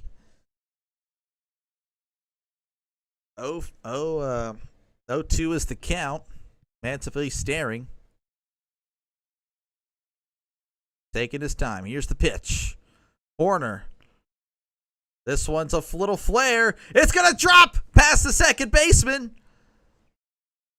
And bases are loaded as he's able to get on it quickly. So no runners scored there, but bases are loaded. 1 out in the bottom of the 8th, and the Cubs are looking to add on even more. 21 runs have scored in the past inning and a half. That's 3 touchdowns, people. That's crazy. That's going to bring up Pete Crow Armstrong. Bottom of the 8th, 1 out, bases loaded. Here's the pitch. Crow fouls this one off. Strike 1. Corbin Carroll home run of the 9th, man. Well, it would not surprise me. Again, my betting curse. Dominic has the Cubs winning. He picked them to win, so if the curse holds up, that one is inside strike 2, and he does not like the call, and yeah, I don't blame him. So if the curse holds up, D-backs are going to win this game. But right now, it's looking like the Cubs could add on even more. 0-2 count to Crow Armstrong. Here's the pitch. Big swing and a miss. Strike 3. He struck him out. Again, if you like what you see, folks, I mean, it's a really exciting game. I try to call as many games as possible. Obviously, I'm getting lucky with an exciting game. But, you know, feel free to subscribe. Subscribe. I don't know. Just subscribe if you can. It's free. Here is Carson Kelly. He has 2 home runs. Hit one in this inning. Kelly grounds this one just foul. That was ripped down the left base line. Would have scored 2 if it stayed fair. What are the chances of Naylor getting a home run? Honestly, with how this game is going, I'd say it's very likely. Here is the 0-1 to Kelly. That one's outside for ball 1. I mean, this game is turned into a offensive showcase. I mean, it was looking pretty like a standard 2-1 game, low-scoring game, but my gosh. Here's the 1-1. Outside. Oh, called strike 2. Kelly shaking his head. Diamond's got this. This is a good game. Oh, for sure, dude.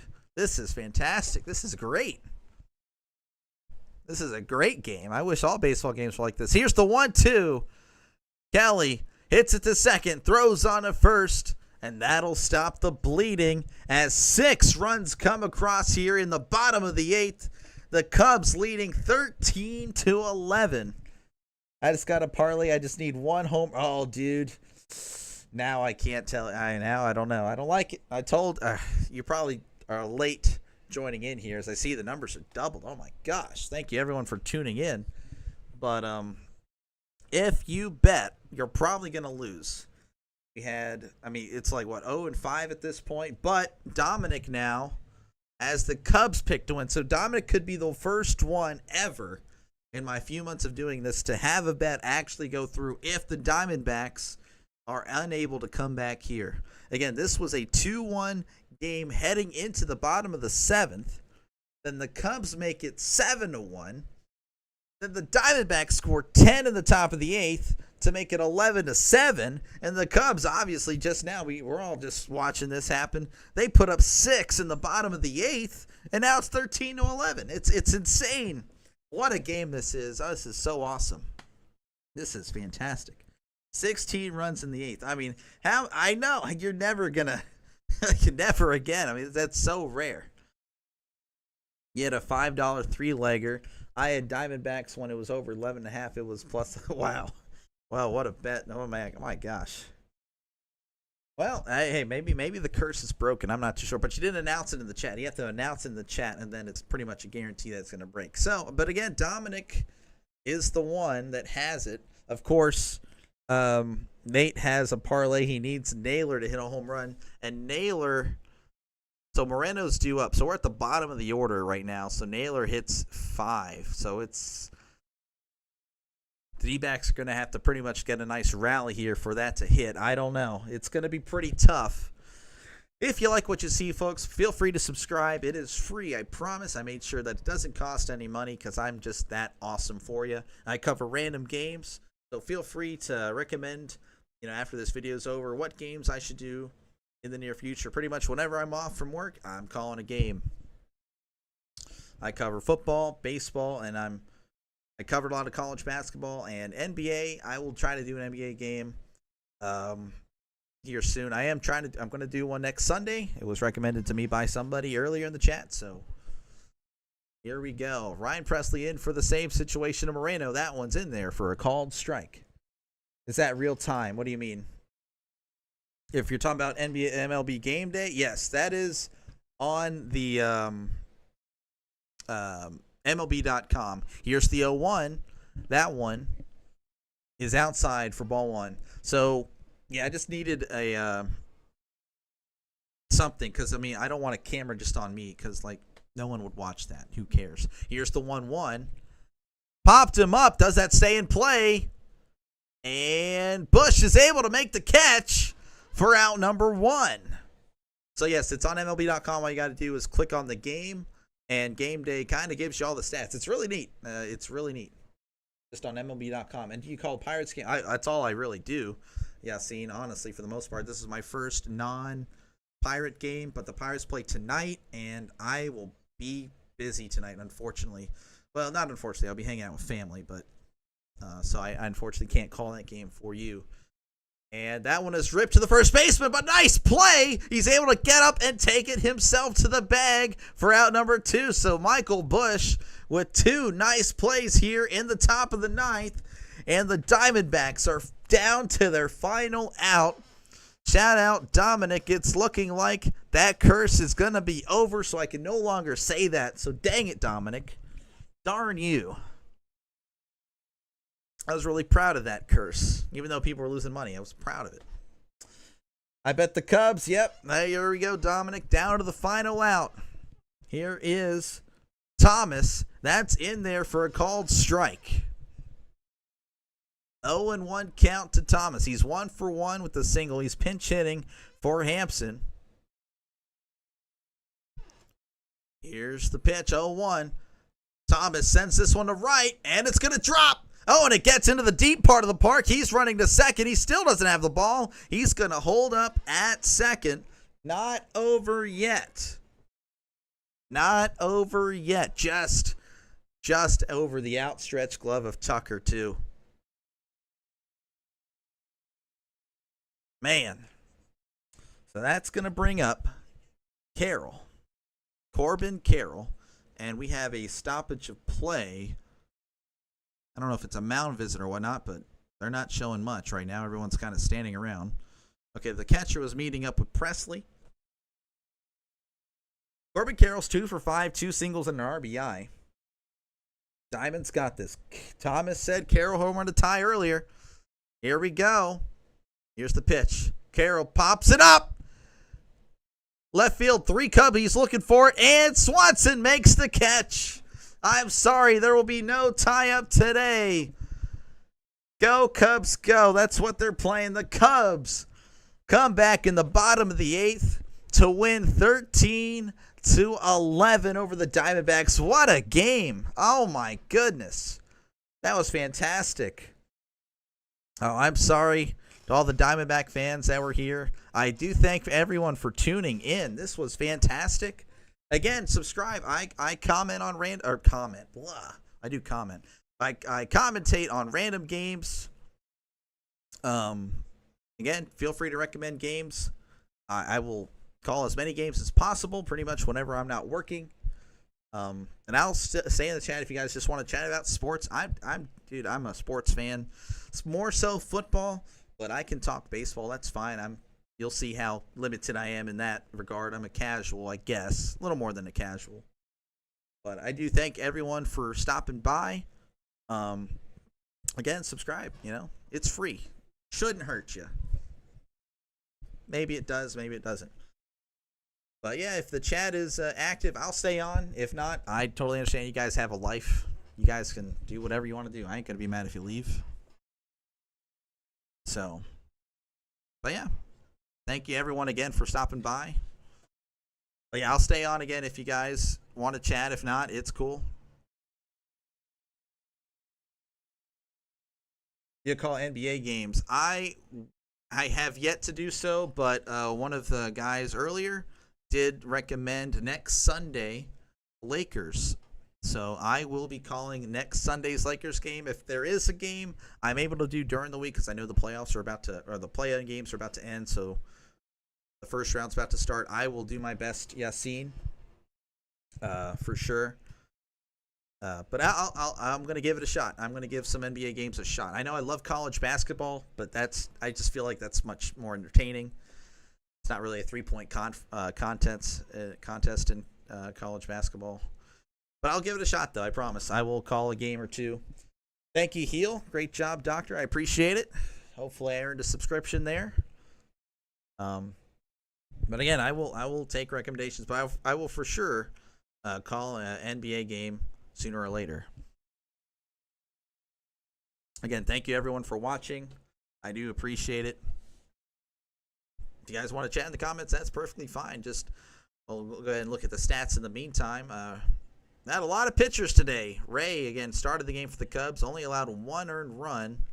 Thielbar came in for only 1 out, made quick work of it.